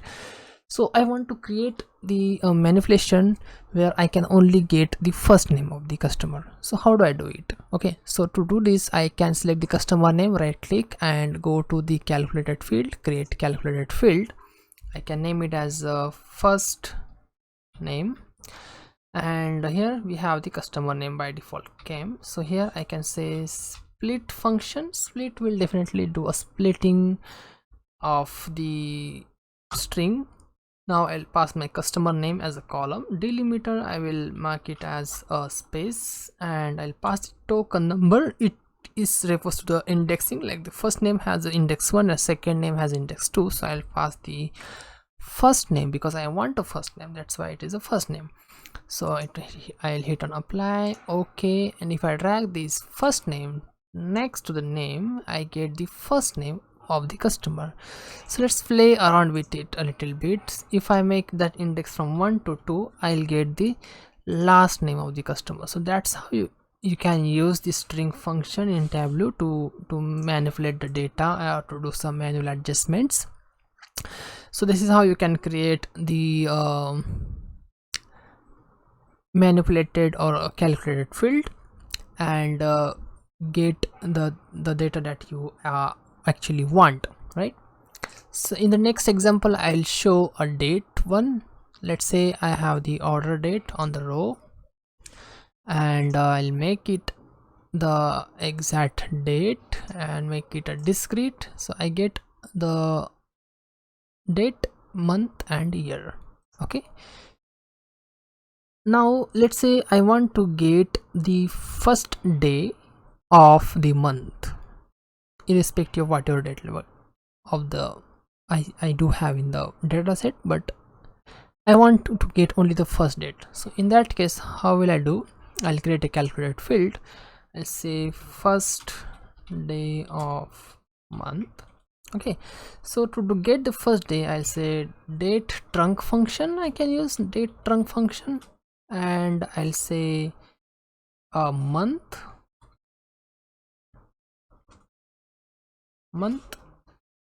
then I'll pass the order date.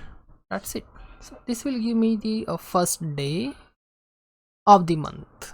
Okay, so if I drag it over here and make that as an exact date,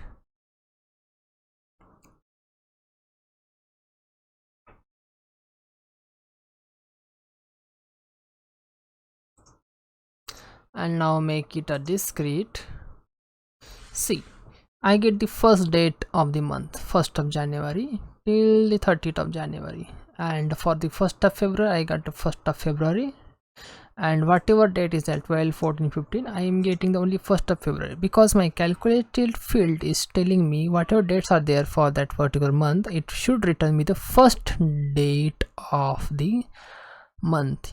You can make it on the level of week also, day also. Let's say if I make it on the level of week, let's say, and hit on apply, it will give me the 3rd of January, 10th of January, 17th of January and 31st of January, like that. It will give me the first date of week. If I want to make some more manipulations, let's say I want to add 2 days into this particular first day of week, then I can add date add function, and I'll make it as a day and then comma 2 comma like this. So this is syntax. It will become handy once you make practice out of it. So it will be the 2nd day of the week. If I hit on apply, from 3 to 5 10 to 12 and 17 to 19, and respectively all the dates got changed, right? So this is how you can create the calculated field based on the requirement what you want to create and play around it with. Okay, so this is how you can create a string, create a calculated field on the string or date and whatever you want. You can also create some mathematics, if else conditions, and lots of other things. So in coming session, definitely we are going to create a separate session on it, so it will become a bit of easy. Also, I have created some tutorials to create calculated fields, so you can go ahead and check it out on my channel. I will share the link in the description box for your reference. That's fine. So let's jump on the next topic, which is nothing but the explain when to use parameter. So basically the parameter is as same as the filter you see, but the parameter holds some additional capabilities to play around with the different calculations, measures, and it gives some additional user interface experience when it comes to the parameter. The one of the best use case on the current example I can show that to you. Let's say I have the first day of month, right? Or before jumping to this point, I'll show you how to create the parameters. Here I go to create parameter option. In the parameter I can select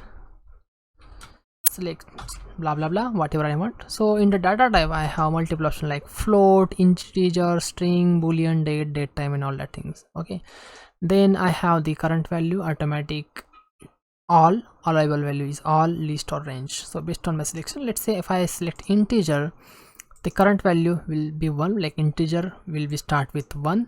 If I want a list, I can create a list. If I want a range, I can create a range. So let's say I'm creating the range with a minimum value of 1, maximum value of 20, and a step size is 1. Okay, so let's say it's 1 for now.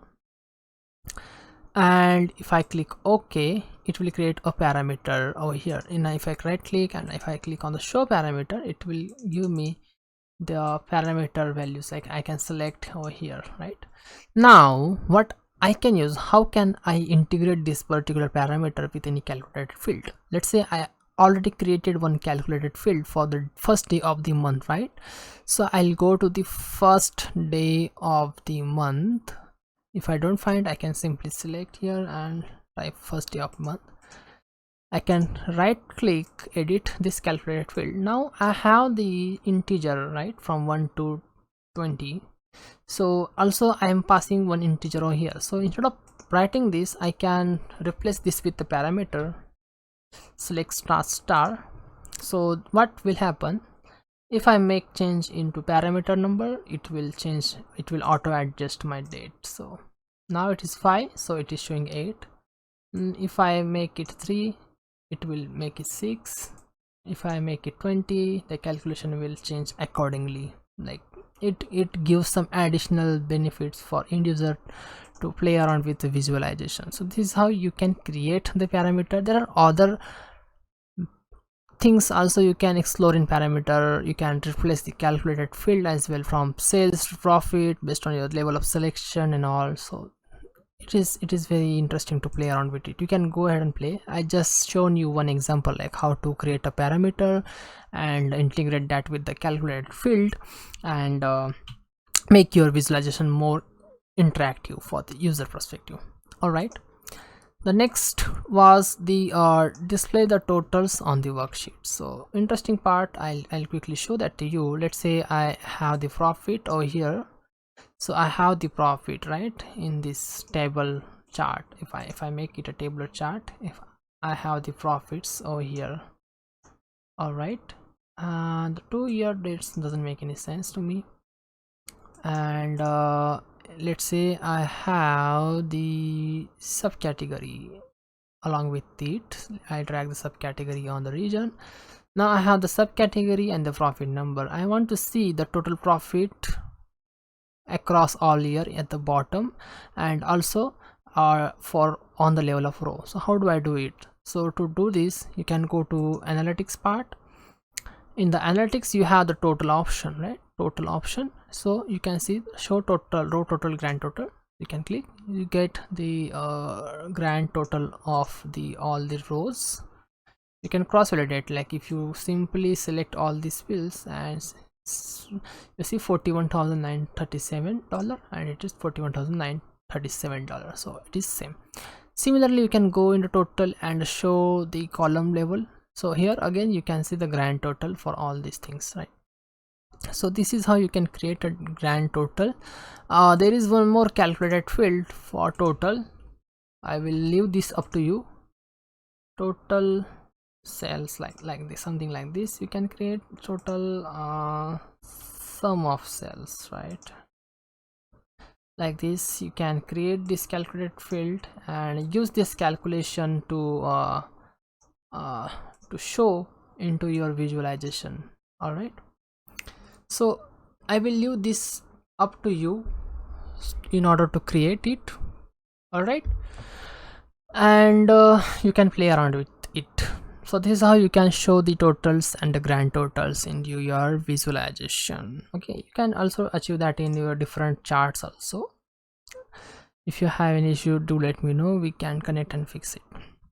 So that's all about the domain number 2. We are done with the domain 2. Now we are going to start with the third domain, which is sharing insights, like use color, masking, configure the fronts, and create, modify dashboard, and export the dashboard. So all these things are not very difficult.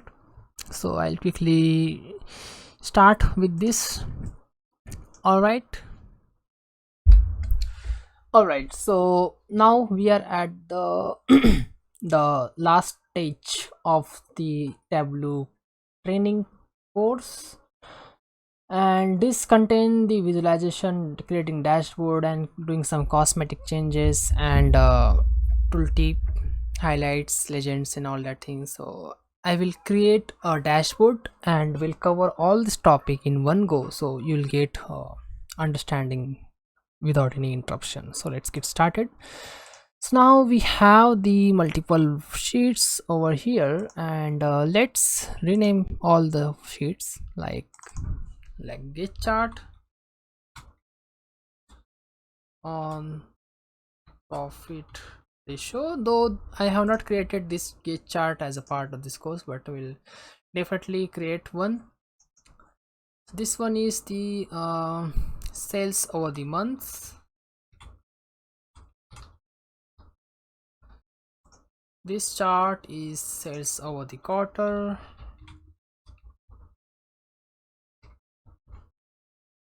This chart is sales versus profit.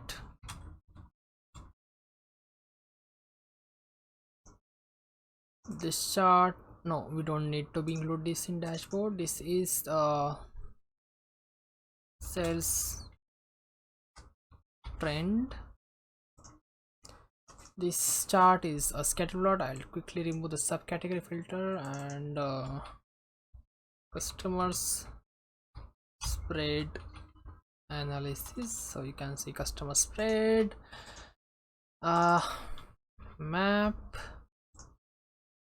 We are not going to include this one. This is nothing but the sales versus profit look like.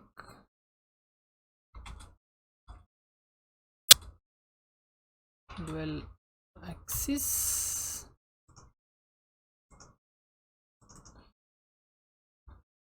reference line,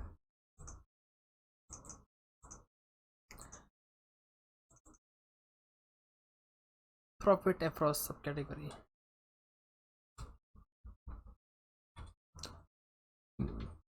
Years. All right, so I'll show you how to create a tooltip. Let's say you have the chart, and you see in the marks card you have tooltip option. So basically in the tooltip you can reframe the detailings and review it like this. You can see the details of the chart, like the month and order date and the sales for that. If you want to include any specific worksheet, you can also include workbook name or sheet name. You can say sheet name over here. You can include it like insert and sheets. You can also insert the sheet like sales versus profit and hit on OK. So if I hand over this, you see sales versus profit is showing over here, and also I can see the tooltip. So let's make it a bit easy or better. I'll hit 2 enters. Now it is showing some relevant things. Okay, so this is how you can reframe the tooltip. And so in the tooltip you can make the things much better, like make this as bold, or make this month and order date like header part is as a lighter blue color, like this lighter blue color. Hit OK. See, now it looks much interactive, better. So this is how you can play around with the tooltip.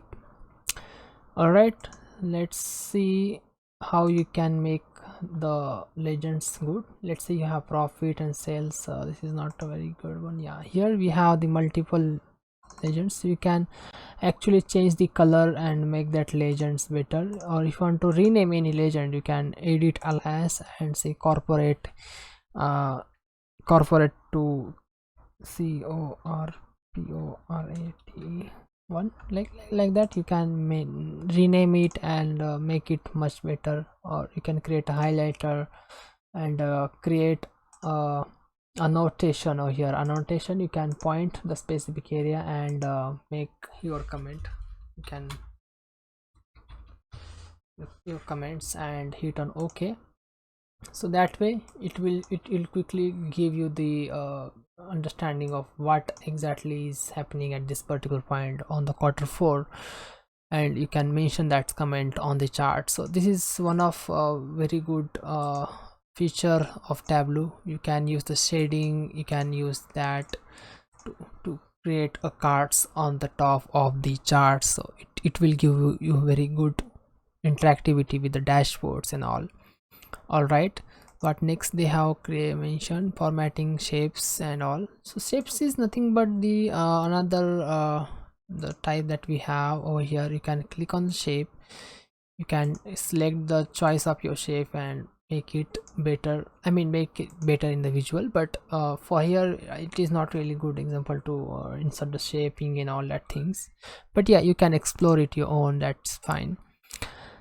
The next one is like add interactive element to consumers, showing filter, data highlighting, tooltip, that is being covered. Now create a story and a dashboard. Let's create a simple dashboard over here, or story. So story and dashboard, like these two options at the last, like you can see the square plus is nothing but the create a dashboard option, and the book plus is create a story option. So story nowadays no one is using, like rarely you come across creating the story, but it is same as dashboard. The story will give some additional detailing. You will have to put some additional detailing information on the top of chart and make it bit interactive. If I click on the story, you see you can add a caption, you can add your caption or more details over here, and you can actually drag your worksheets, like your sheets over here like this, and can actually it is on the level of worksheets only. You can add one worksheet in one caption, right? And then you will have to add, or you will have to create a new story, a blank story again next to it, and you can drag your sales number. You can put down sales comments over here, and like that you have to create a story, and then you'll have to put the chart and some important on the sales versus profit. I mean, you can add your comments, your observation, your insights over here, so that the audience who is going to watch or refer this report, they'll get some sort of good glance of of this particular story. That's how you can create this story. But in corporate level, I have never ever created the story. Maybe you'll come across a certain requirement where the story is choice. So let's create the dashboard, and I'll say superstore dashboard for this.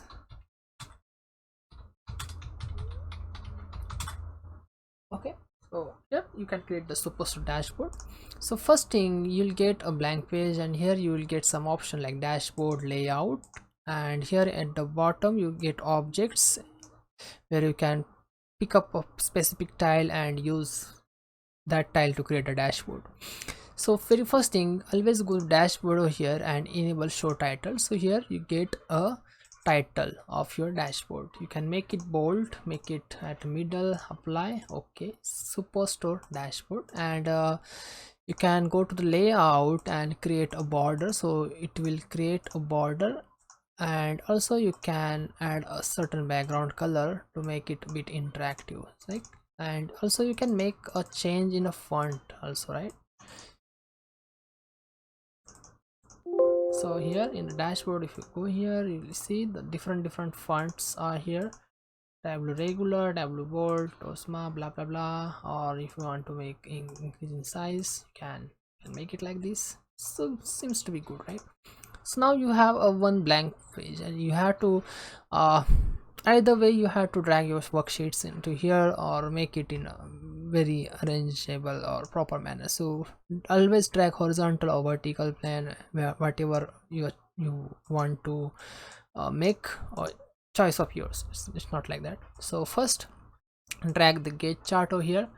You see the gauge, I don't want the legend, so here, so I'll quickly get rid out of it, get rid out of a header part, show header. I don't want this as well. I want this to be at 9 and bold, and apply, hit OK. So now we have a gauge on profit ratio across all categories and all. Next chart is this one. I'll put it over here, and now this will give me sales over the month. Quickly I can rename this and make it Tosma, which looks good. Like, I'll also make this as a Tosma, so Toshuma font, so that looks good. My next chart is the sales over quarter, or this one. So I can adjust it here, either here or here. So for now I'll do it here. I don't want this to be here. And yeah, I'll quickly adjust in the size. I can adjust my width if I want to adjust my width, and also I can adjust my height if I want to create a better view. So see, this chart is not properly fitting, so I can select this particular box, and in the bottom tab I say fit standard. This is not really looking very good. Fit width, or fit with the entire view, or let's make it a bit smaller. Like, let's go to this worksheet, and I'll make this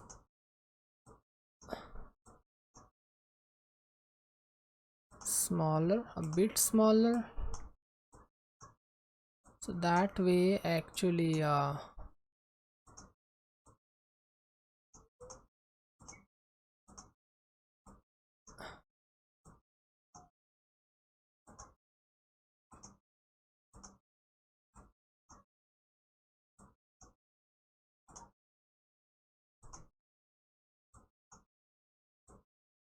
all right.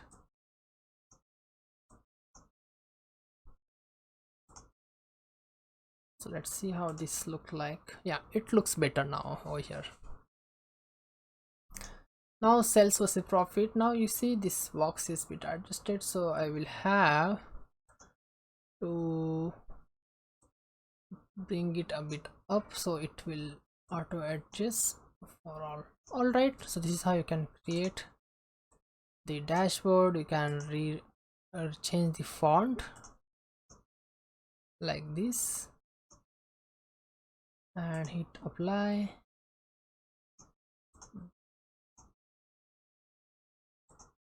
All right, next chart is this one. I'll put it over here. I don't want cluster to be in, so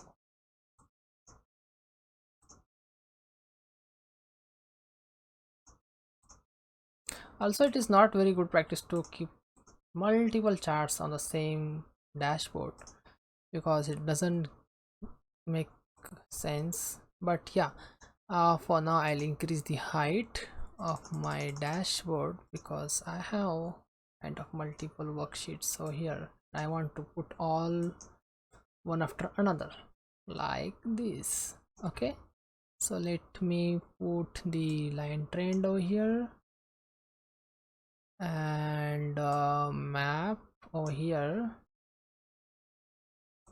and I don't want this consumer legend, but I want this, so I'll make this as a floating so that I can move this around, and I'll keep it over here just for reference.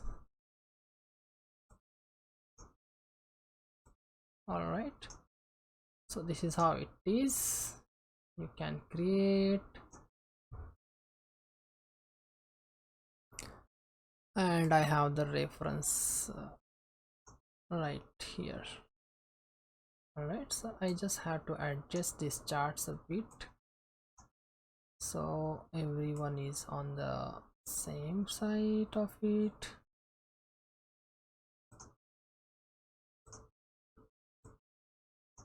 All right, so we are good. I think that's it. Now you can add the border to all charts so that it will look better.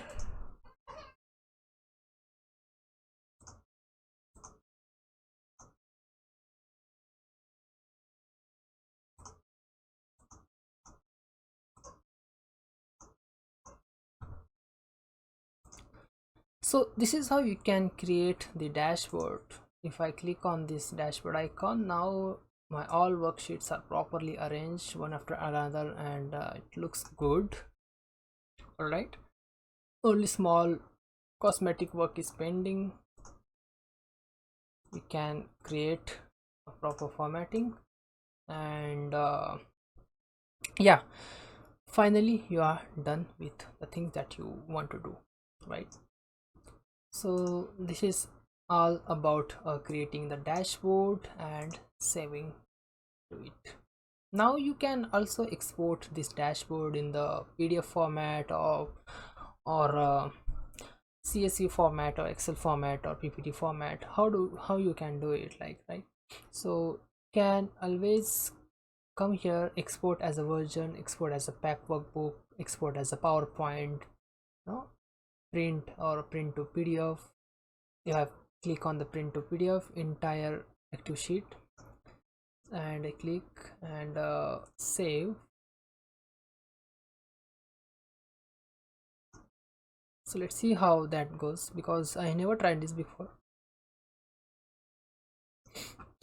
So now our dashboard has been exported into the PDF format, and this is how it is look like. See, this is how our dashboard is look like into the PDF version. So yeah, this is how you also can do with your dashboards and your project. So we are fine on the filtering and all this thing. You can also do the same stuff, add dashboard actions like this part. I'll quickly show you how to do it, like filtering action and all. For example, I have this dashboard and I have this use as a filter, so I can create use let's say let's make one example.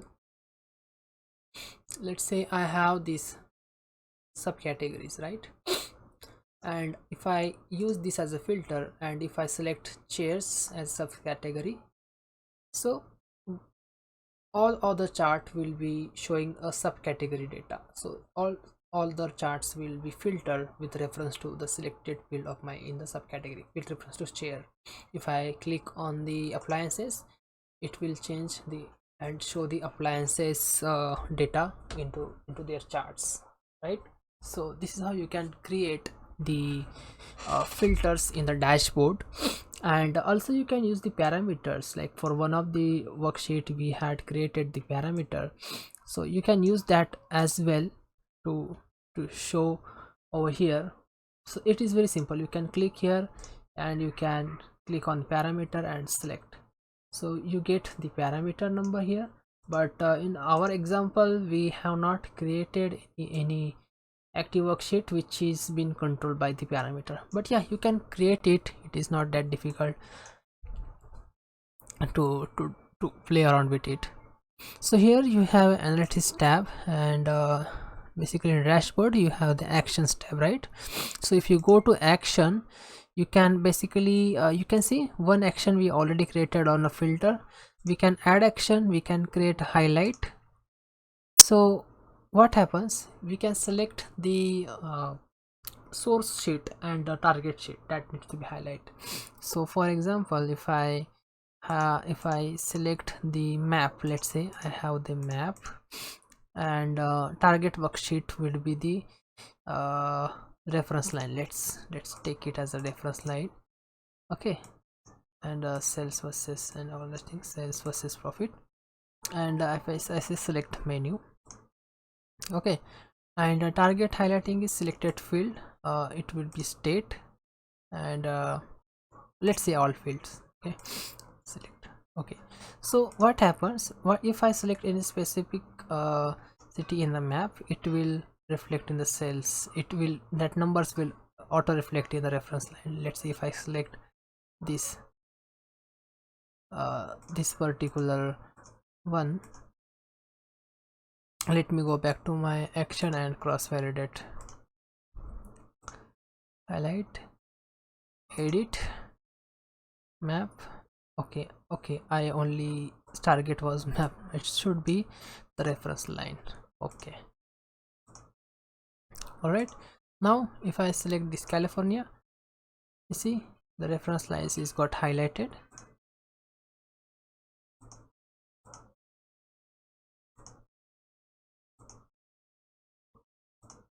All right, so this is how you can play around with it and make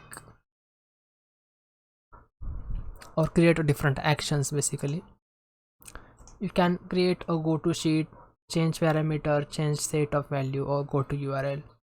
You can also go to URL, you can put down the URL. So let me open the, this is a Kaggle dataset URL, just for example I'm showing you. If you put that over here, okay, and your source worksheet is map, let's say,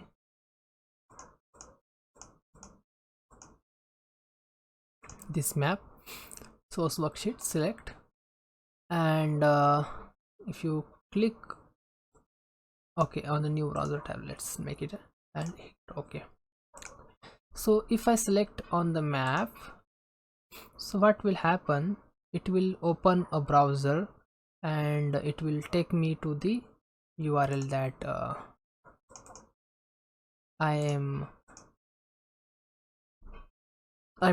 it will take me to the same URL that it will go. See, new browser is opened over here, and it will take me to that Kaggle page, right? See, Kaggle dataset page over here. So this is how it works, the URL stuff. So see, you can create it your own.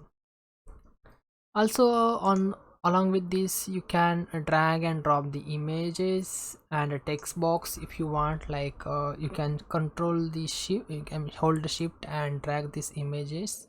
So by this method it will be dragged as a floating point, and once it is dragged, it will ask you to choose image. You can choose image, always choose image, and open it, can center it, open. You can also put your URL if you want to integrate any URL into it. And see, it is directly open the URL that I had just pasted over here. So you can put it over here as a logo of Sample Superstore if you want. So for now I'll cut it because it doesn't make any sense. So let me open one in the browser. I will say Superstore logo.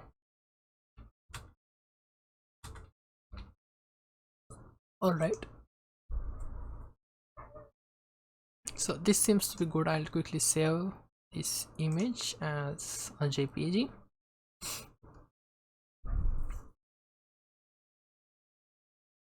Save, and now I will drag this as a logo over here. Choose image, Superstore, open, fit center, okay, and we are done. Alright, so this is how you can add image to your dashboard and also integrate the URL into it. You can also create the button, extension, and the web page. You can also create a web page as a separate box within the dashboard. So that makes sense actually. Alright, so this is all about the cosmetic part and creating the dashboard. Let's see which topic is still pending. Let me open it. And creating stories completed, configuring the desktop layout and device preview. So yeah, this one, if you see dashboard, we are done with sizing. Here you can select different layout side, automatic or range, or in the custom you have this many options like letter, portrait, A3, A4 size and all. You can explore this. And in the device preview it will give you the option to choose a device, like it could be mobile friendly, or it could be desktop, tablet, or phone. So if you select phone, it will give you the how in the phone this dashboard is going to be look like. It will look like this, and by default it will look like this. In the desktop it will look like this. So this will give you a brief preview of it, and you can add that to desktop layout, right, like this, and save it. Alright, so I'll quickly save this as a packed workbook, like export as a packed workbook. So it will be saved as a Superstore data,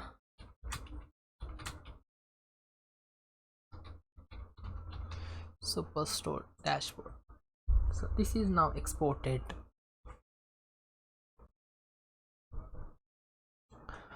Alright, so we are done with this. We have also exported this into PDF. Underlying data view. Exporting underlying data is nothing but this will come once we publish that to server, but unfortunately we don't have the server set up at the moment. That's why I can't show you, but yeah, it is very easy. At later top left corner you see download option, and you can download the cross tab. So that way it will export all the underlying data of the chart. Also you can export to Microsoft PowerPoint. It's not a big deal. So we are also done with the domain number 3, where we have covered the cosmetic part, creating dashboard, hide legends, show hide legends, creating the actions and all. So let's start with the domain 4, which is a final part of our training. So here explain the what kind of information dimension usually contain. So dimension is more on the categorical data, right? If you see here in the data set, we have a region, country, state. We are categorizing the data on the different sectors, like this person name, product name and all. This is a dimension which can be categorized in the further part, right? That is nothing but dimension. So in the measures, usually numerical data or the continuous data present in the measure, which can be measured, which can be aggregate, or we can apply a certain mathematical function on it that can be counted as a measure. The difference between a dimension and measure Of course, dimension is a individually separate entity which can be categorized into further parts, but measure is cannot be uh, a, a separated or individually separated. It is a continuous, falls within certain range, can be aggregated, or we can apply a mathematical function, or create a calculations on the top of it. That is something called as measure. Now explain how discrete fields are displayed. So there is a slight difference between the discrete field and continuous field. Continuous field is nothing but something is between the range, but discrete is a exact number of that particular value in the measure. For example, I had shown you, if I put the created date over here, right? I hope, okay, this is a wrong sheet. So if I create a new sheet and if I drag the order date in the rows, so it is giving me a fiscal year, right? 16, 17, 18, 19, 20. So this is a discrete. If I select this year, so this is turned into the green pill and showing me some chart. Like if I click bar chart, it is showing me bar chart. If I square, it will visualize something, right?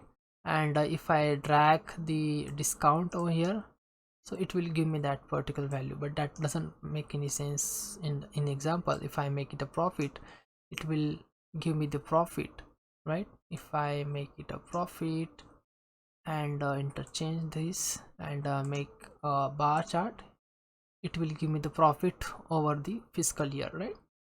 So this is continuous. I can make it as a line chart, so how the profit is behaving, or how the trend of profit is look like over the year. So I can see that thing. So that is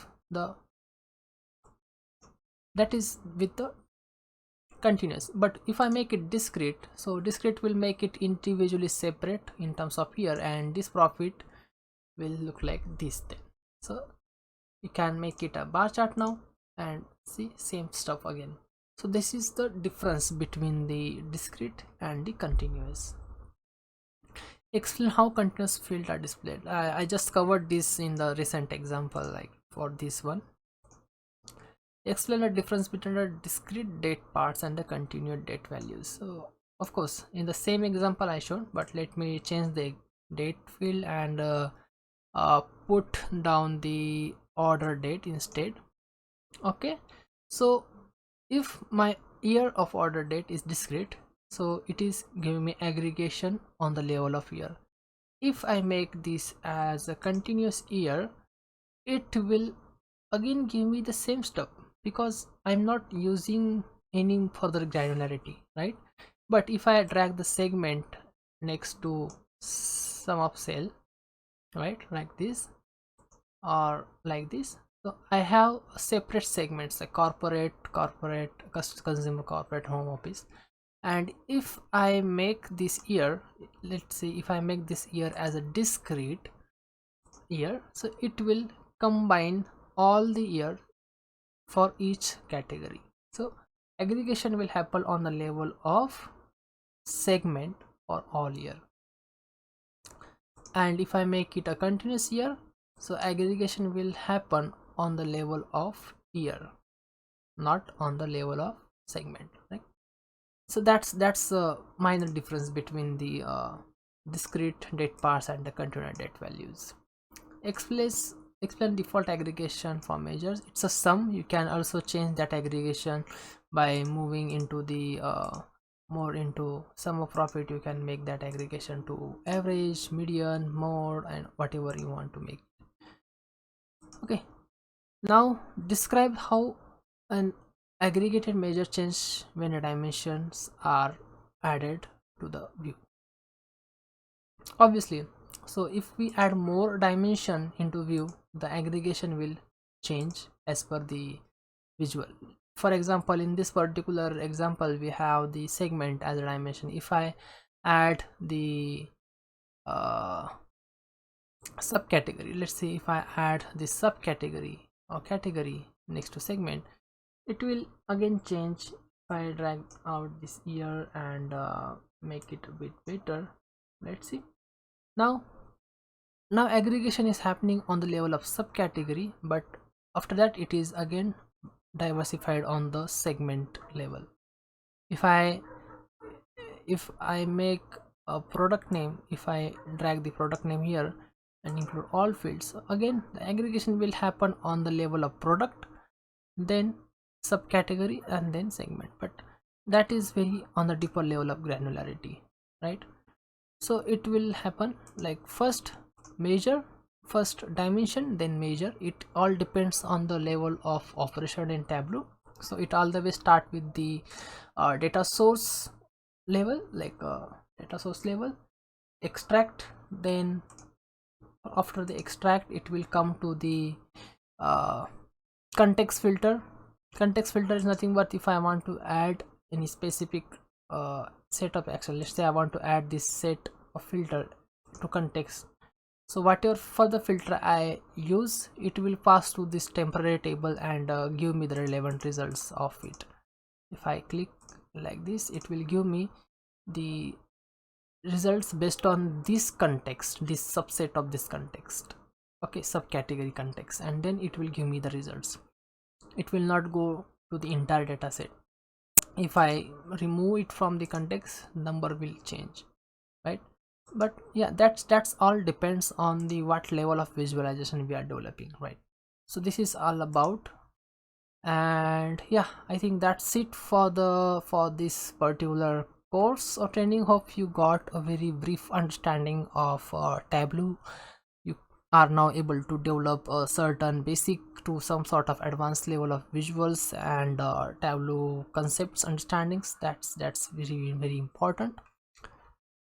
So friends, hope you found this training useful. Hit a thumbs up button, share your thoughts in comment section, and if you feel like okay, my efforts are really worth it, you can share this particular video with your friends who are learning Tableau. So yeah, that's it for now. Hope you found this useful. Hit a thumbs up button and share your thoughts in comment section. Till then, we'll see you soon in the next training video with some additional advanced topics in Tableau. Till then, see you, take care, goodbye.